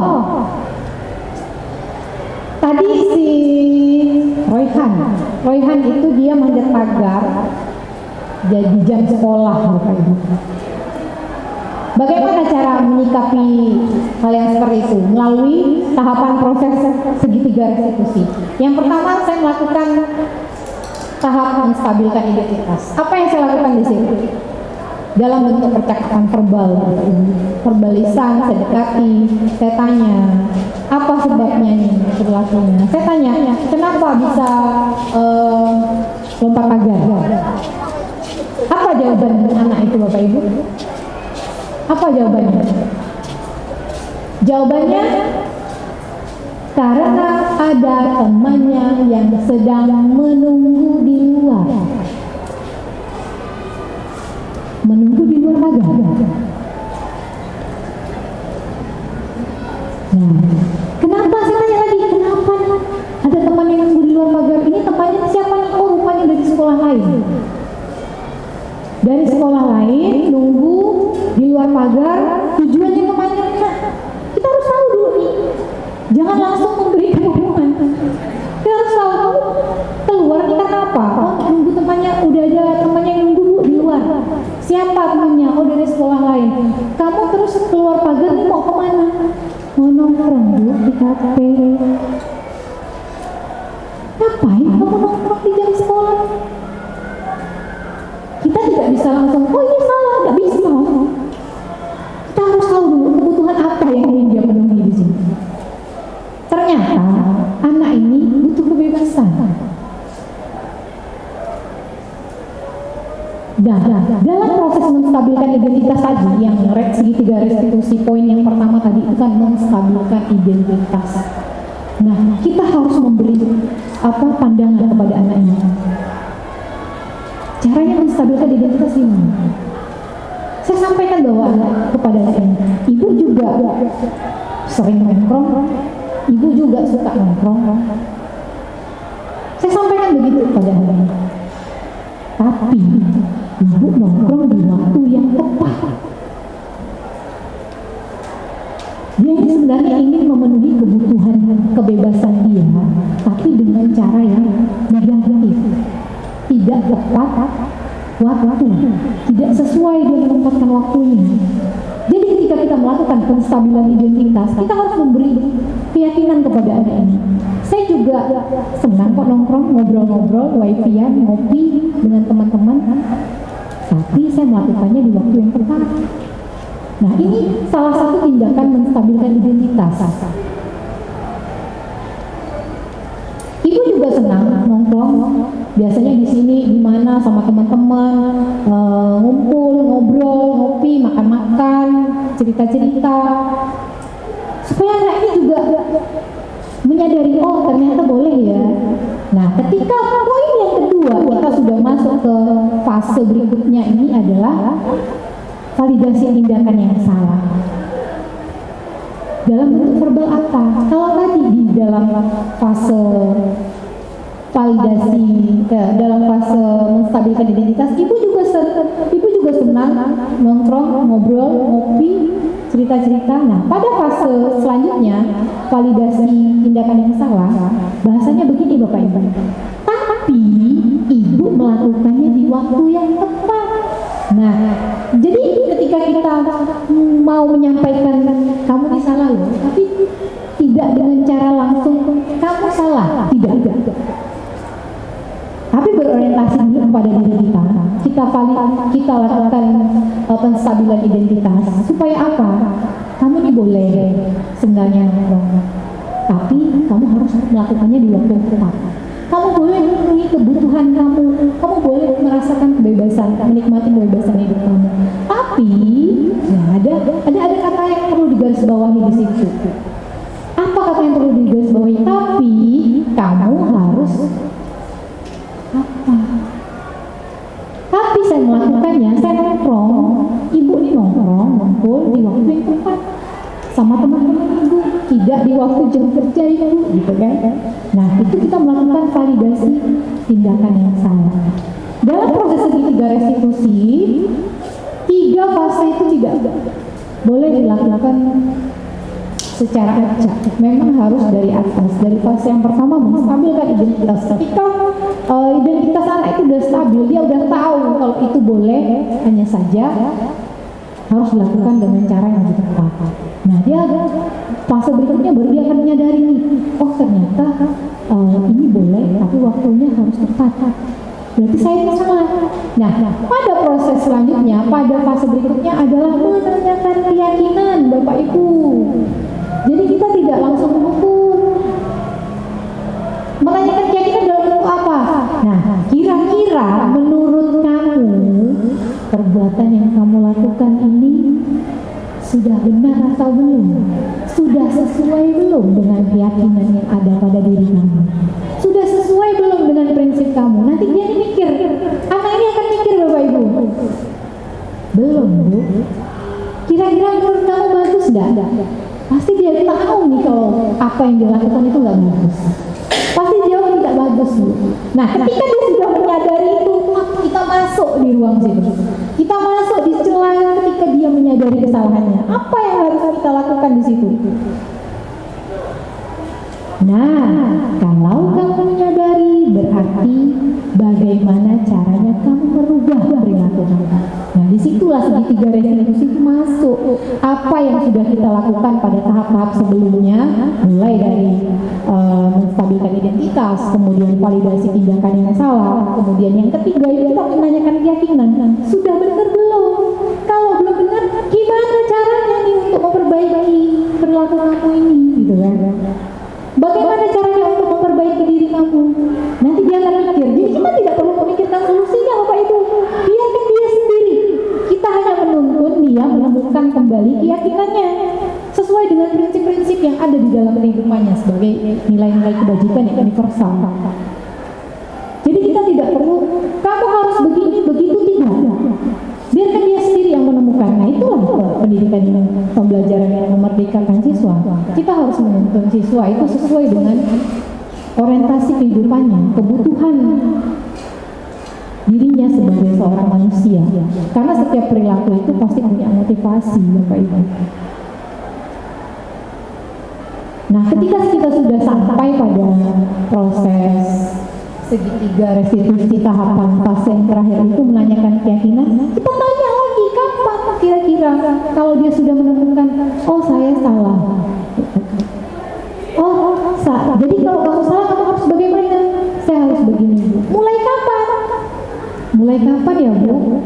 Nah, maunya mulai kapan? Kita kembalikan lagi ke dia, kita kejar terus. Jangan kita yang menentukan Bapak Ibu. Sehingga treatmentnya itu dia sendiri yang menentukan. Seharusnya kamu bagaimana? Apa yang seharusnya kamu ini harus menjadi orang yang seperti apa? Seharusnya saya tidak manjat pagar Bu. Nah, kamu udah tahu kan? Kamu udah tahu kamu gak boleh manjat pagar nih kalau di jam sekolah. Jadi kamu seharusnya kalau tidak manjat pagar, kira-kira kamu nanti ngapain?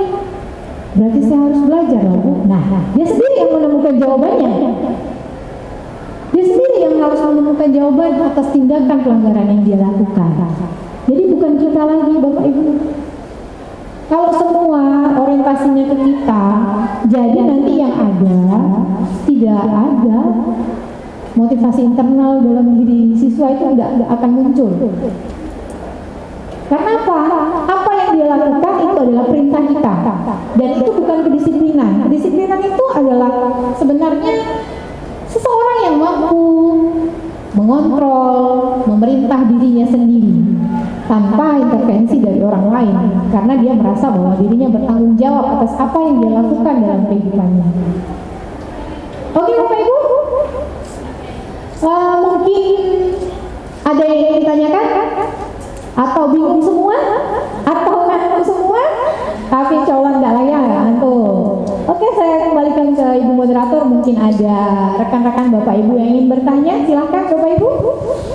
Oke, baik Bapak Ibu, mungkin ada yang ingin mengajukan pertanyaan, izin berdiri. Bu Ezi, oke. Silakan Bu Ezi.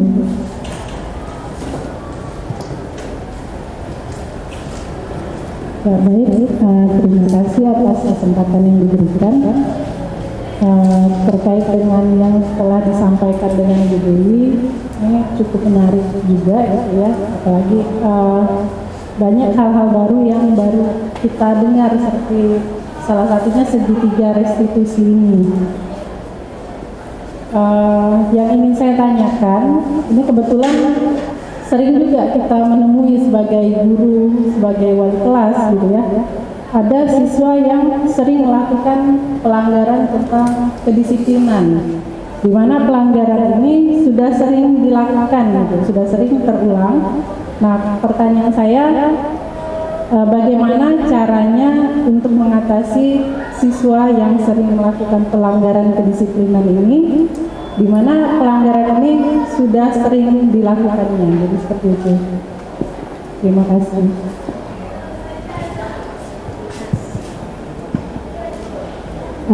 Baik, pertanyaan dari Ibu Eza adalah bagaimana caranya mengatasi siswa yang sudah sering melakukan pelanggaran kedisiplinan. Silakan Bu. Oke, baiklah Bapak Ibu. Mungkin tadi ada di slide satu nih.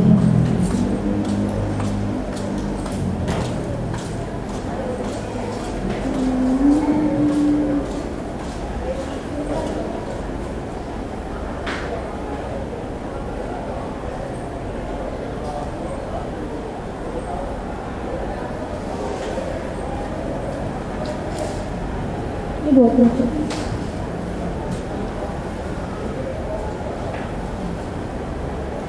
Iya.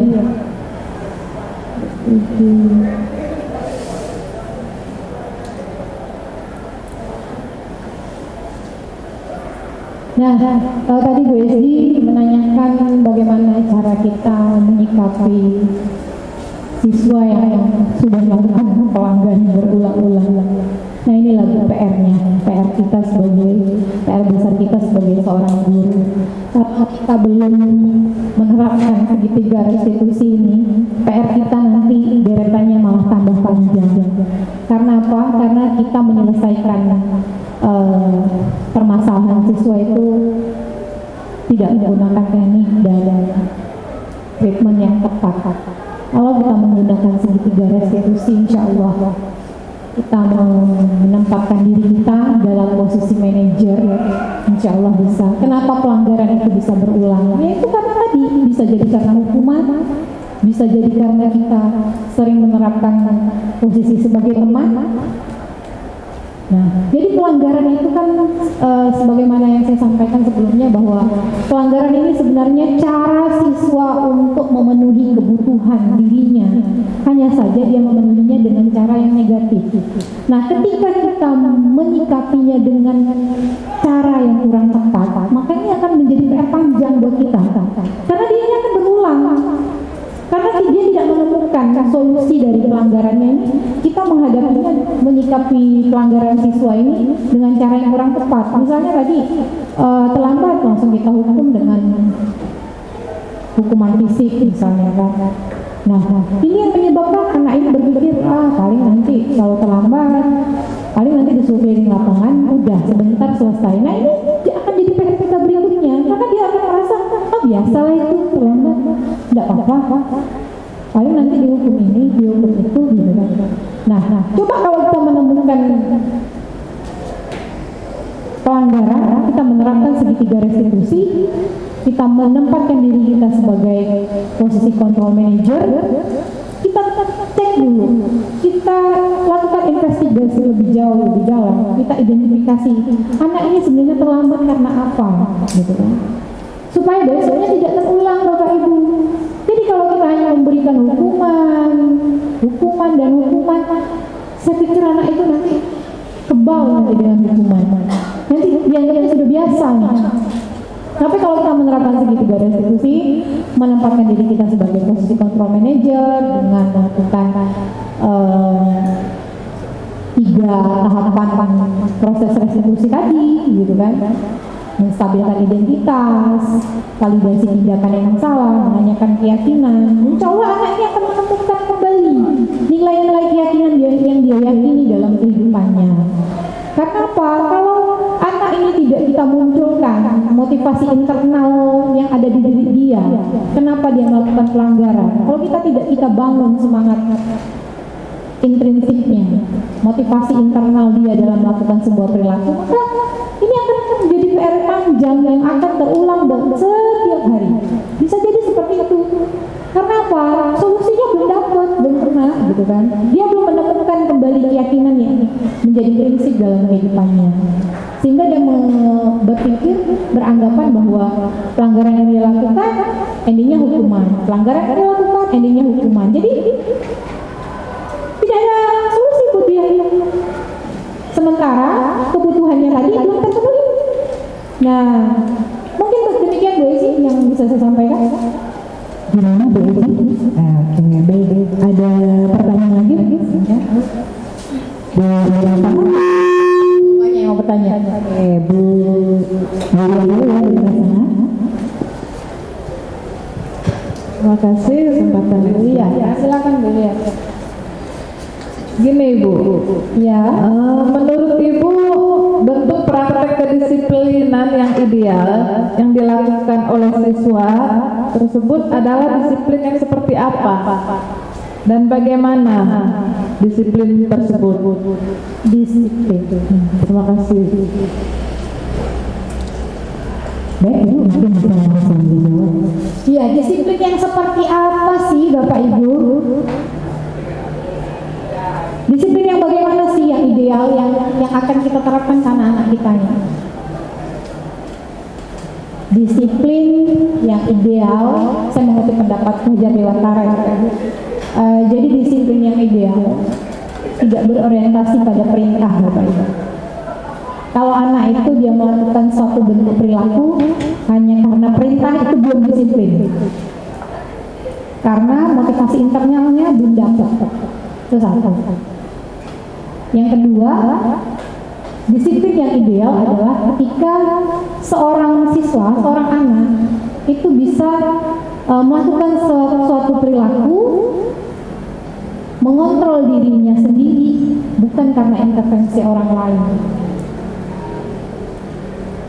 Jadi kedisiplinan itu sesuai dengan pendapat Ibu Dewantara bahwa yang namanya kedisiplinan orientasinya bukan perihal perintah ataupun mengontrol orang lain, tapi dia sendiri yang harus memerintah dirinya, mengontrol dirinya sendiri untuk melakukan hal-hal terkait dengan budaya positif. Jadi kalau dia masih diperintah orang lain, atau masih karena hukuman, atau masih karena penghargaan, itu belum disiplin karena tidak ada dimensi tanggung jawab dalam dirinya.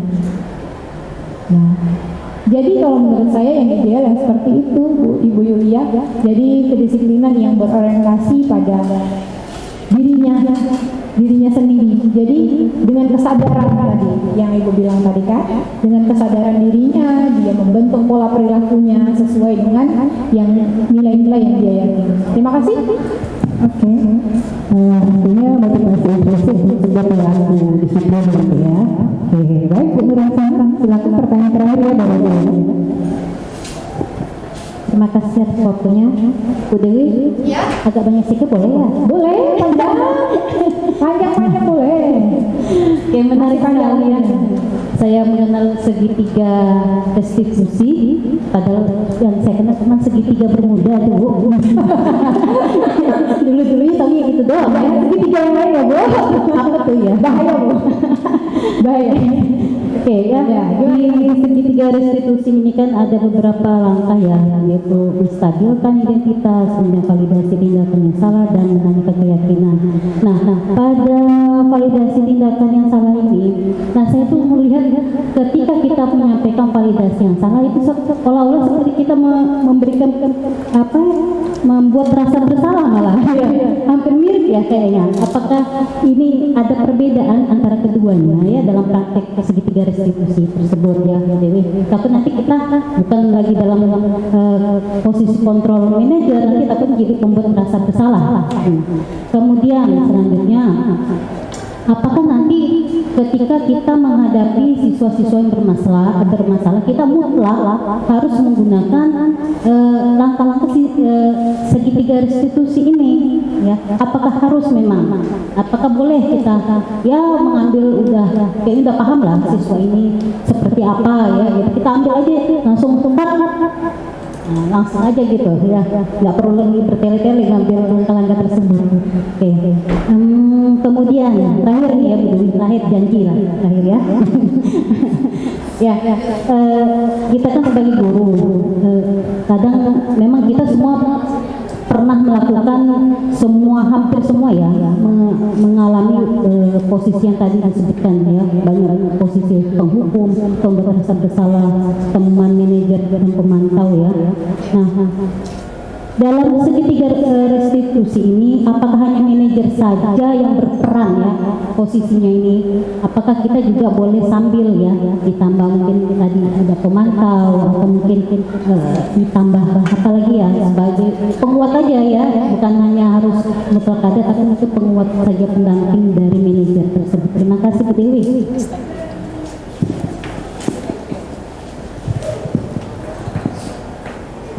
Terima kasih Bu Nurasa dan tiga pertanyaannya Bu Dewi. 3 pertanyaan ya. Oke. Segitiga pengalaman, segitiga restitusi. Oke, silakan Bu Dewi. Oke, terima kasih. Pertanyaan dari Bu Nurhasana. Yang pertama tadi yang dapat saya tangkap tentang validasi tindakan yang salah. Validasi tindakan yang salah beda-beda tipis kayaknya dengan membuat rasa bersalah. Nah, jadi kalau validasi tindakan yang salah sebenarnya dengan yang satu lagi tadi membuat rasa bersalah itu sebenarnya perbedaannya terbal saja. Kenapa kalau di validasi tindakan yang salah seperti tadi yang sudah saya lakukan, sebenarnya ibu juga senang ngobrol, nongkrong. Nah, itu identifikasi identitas ya, menstabilkan identitas. Kemudian yang kedua, validasi tindakan yang salah, ada kata yang perlu ditekankan gitu, tapi ibu melakukannya di waktu yang tepat. Saya tidak mengatakan kamu boleh nongkrong, tapi jangan jam sekolah. Itu beda. Dengan tadi bahasa yang saya sampaikan, ibu juga suka nongkrong, tapi ibu nongkrong di waktu yang tepat. Saya kan orientasinya diri saya nih. Tapi kalau membuat rasa bersalah, tadi beda. Ibu kecewa sama kamu nih, kamu udah mendekat. Nah, ibu kecewa sama kamu nih karena kamu tidak sesuai dengan peraturan sekolah. Jadi kalau membuat rasa bersalah, kita langsung tembak anak itu dengan kesalahan-kesalahan. Tapi kalau validasi tindakan yang salah, ibu juga suka nongkrong, atau mungkin ibu juga suka manjat, tapi manjat pohon rambutan gitu kan? Bukan manjat pagar sekolah. Tapi di situ, jadi kita tidak langsung ngejudge perbuatan anak itu sebagai suatu bentuk kesalahan. Kadang kita sering Bapak Ibu, kesalahan anak itu, pelanggaran anak itu kita anggap sebagai kesalahan yang Sehingga intinya kamu salah. Nah itu yang sebenarnya harus kita hindari. Itu yang pertama. Kemudian yang kedua terkait dengan segitiga restitusi. Setelah semua permasalahan harus menggunakan segitiga restitusi. Haruslah seperti itu. Ini kan salah satu alternatif Bapak Ibu. Yang kebetulan di modul 114 tentang budaya positif saya diperkenalkanlah dengan segitiga restitusi ini. Nah, selain segitiga restitusi ini banyak kok yang bisa kita gunakan untuk mengatasi pelanggaran. Hanya saja yang cocok dengan dunia pendidikan yang seperti ini. Tapi kalau misalnya langkah-langkah tadi di pertanyaan yang ketiga ya, boleh nggak kita langsung tidak usah bertele-tele nih? Sementara sesuai dengan teori itu memang langkah-langkahnya ada 3 fase. Validasi menstabilkan identitas, validasi tindakan yang salah, kemudian menanyakan keyakinan. Sebenarnya ini satu rangkaian Bapak Ibu. Jadi dikatakan segitiga karena memang ada rangkaian di dalam segitiga itu yang tidak boleh kita acak-acak gitu Bu. Jadi kalau kita melaksanakan segitiga restitusi, otomatis kita harus sistematis. Tidak mungkin kita menanyakan keyakinan lebih dulu, baru kita menstabilkan identitas. Kita menstabilkan identitas, kita membuat rasa nyaman dulu saat siswa. Jadi rasa nyaman maksudnya apa? Memberikan pemahaman, memberikan keyakinan kepada siswa bahwa yang dia lakukan ini juga kita lakukan. Nah, kemudian pada validasi tindakan yang salah, tapi saya melakukannya sesuai. Nah, kemudian pada fase menanyakan keyakinan, apakah yang kamu lakukan ini sudah sesuai dengan keyakinan kamu? Berarti kan dia nanti berpikir nih Bapak Ibu. Berpikir kira-kira yang sudah saya lakukan sesuai belum gitu kan? Nah ini masalahnya, biar anak-anak ini bisa kembali pada keyakinannya dan kembali pada komunitasnya, pada kelompoknya dengan karakter yang lebih kuat Bapak Ibu. Inilah tujuan dari restitusi, segitiga restitusi, sehingga budaya positif ini bisa menjadi bagian yang masuk dalam keyakinan hidupnya. Budaya positif ini bisa diterapkan dalam kehidupan dia sehari-hari, tidak hanya di sekolah, tapi juga mungkin bisa di rumah, karena dia sudah timbul motivasi internalnya. Karena secara individual dia sudah punya tanggung jawab. Nah, mungkin itu yang dapat saya sampaikan Bapak Ibu. Satu lagi. posisi kontrol. Posisi kalau menurut saya Bapak Ibu yang kita harus hindari ini penghukum memang. Penghukum dan membuat anak itu rasa bersalah karena itu menimbulkan dampak psikis dan psikologis yang kurang baik buat anak. Kalau masih dalam posisi sebagai pemantau, saya pikir kita wajib punya catatan. Karena apa? Kalau kita tidak punya catatan, kita tidak punya bukti fisik, jadi nanti kita tidak punya rekap. Bagaimana sebenarnya track record anak ini dari awal? Kalau kita tidak punya catatan, tidak bisa. Kalau posisi sebagai teman, kalau menurut saya sah-sah saja dilakukan. Hanya saja kita harus tahu batasannya, agar siswa juga mengetahui batasan dirinya sebagai siswa dan kita sebagai guru. Kadang-kadang kita perlu memposisikan diri kita ini sebagai teman ke siswa. Kenapa? Karena terlebih anak SMA ya Bapak Ibu, kalau kita ini agak gimana, mungkin mereka nanti yang ada malah timbul rasa tidak suka, rasa benci. Karena kita terlalu menjaga privasi kita sebagai seorang guru. Sebenarnya batasan itu tetap ada ketika kita memposisikan diri kita sebagai teman, tapi jangan terlalu jauh, gitu kan? Supaya anak ini juga memahami kondisi dia ini statusnya sebagai siswa dan kita sebagai guru. Kalau posisi penghukum dan pembuat rasa bersalah, saya pikir itu mesti kita hindari. Yang perlu ini mungkin posisi pemantau, posisi control manager, itu boleh kita lakukan. Supaya apa? Supaya itu juga jadi bahan buat kita menentukan treatment atau teknik yang akan kita gunakan untuk menyikapi pelanggaran yang dilakukan oleh anak itu. Baiklah Bapak Ibu. Baik, Bapak Ibu, cukup.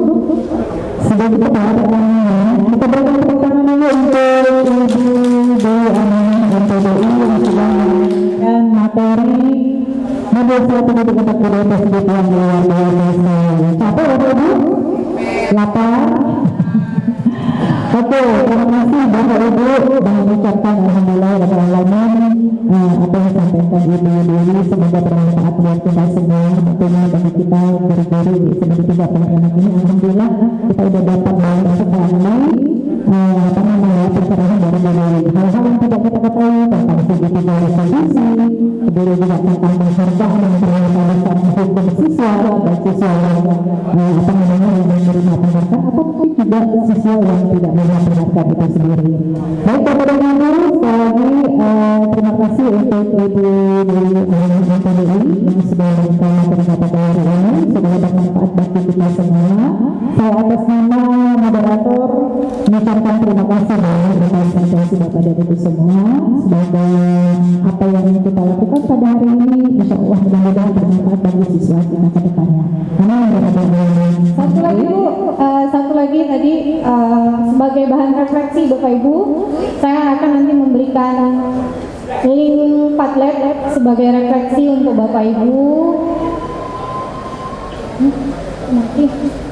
Nah ini nanti linknya dan kode QR-nya saya share di grup. Nanti boleh diisi 15 menit ke depan lah sebagai bentuk refleksi. Ada 4 pertanyaan Bapak Ibu.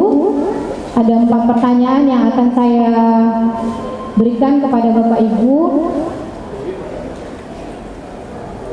Nah ini ada 4 pertanyaan terkait dengan kegiatan refleksi kita.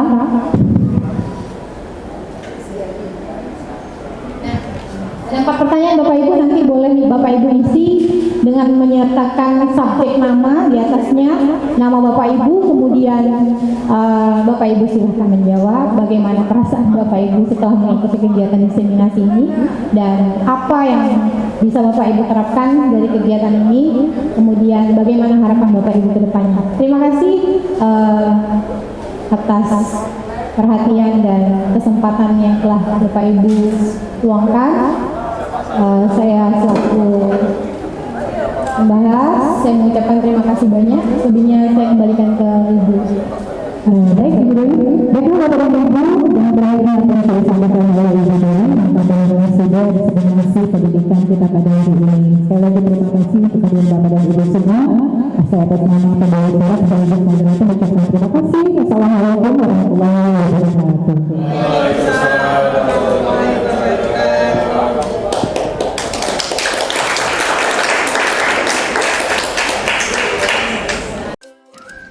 Assalamualaikum warahmatullahi wabarakatuh. Saya Nur Hasanah SPTSI MPD dari SMA Negeri Pontianak. Saya merupakan peserta kegiatan diseminasi modul budaya positif yang telah diselenggarakan pada hari ini Kamis 19 Januari 2023.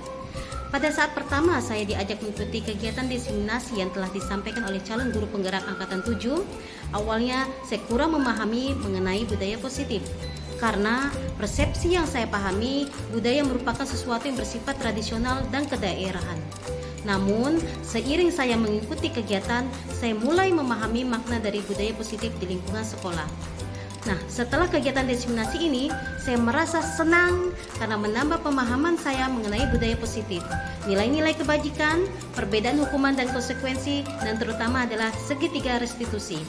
Nah, menurut saya, budaya positif perlu dikembangkan di lingkungan sekolah agar murid mempunyai motivasi internal sehingga dapat mengontrol dirinya dan sanggup bertanggung jawab terhadap apa yang dilakukannya dan melandaskan tindakannya berdasarkan nilai-nilai kebajikan. Terima kasih. Demikian testimoni dari saya. Assalamualaikum warahmatullahi wabarakatuh. Demikianlah dokumentasi kegiatan diseminasi modul 1.4 tentang budaya positif yang dapat saya sajikan pada kesempatan ini.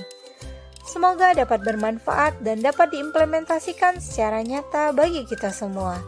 Sekiranya terdapat bahasa dan laku yang kurang berkenan, mohon sekiranya dimaafkan.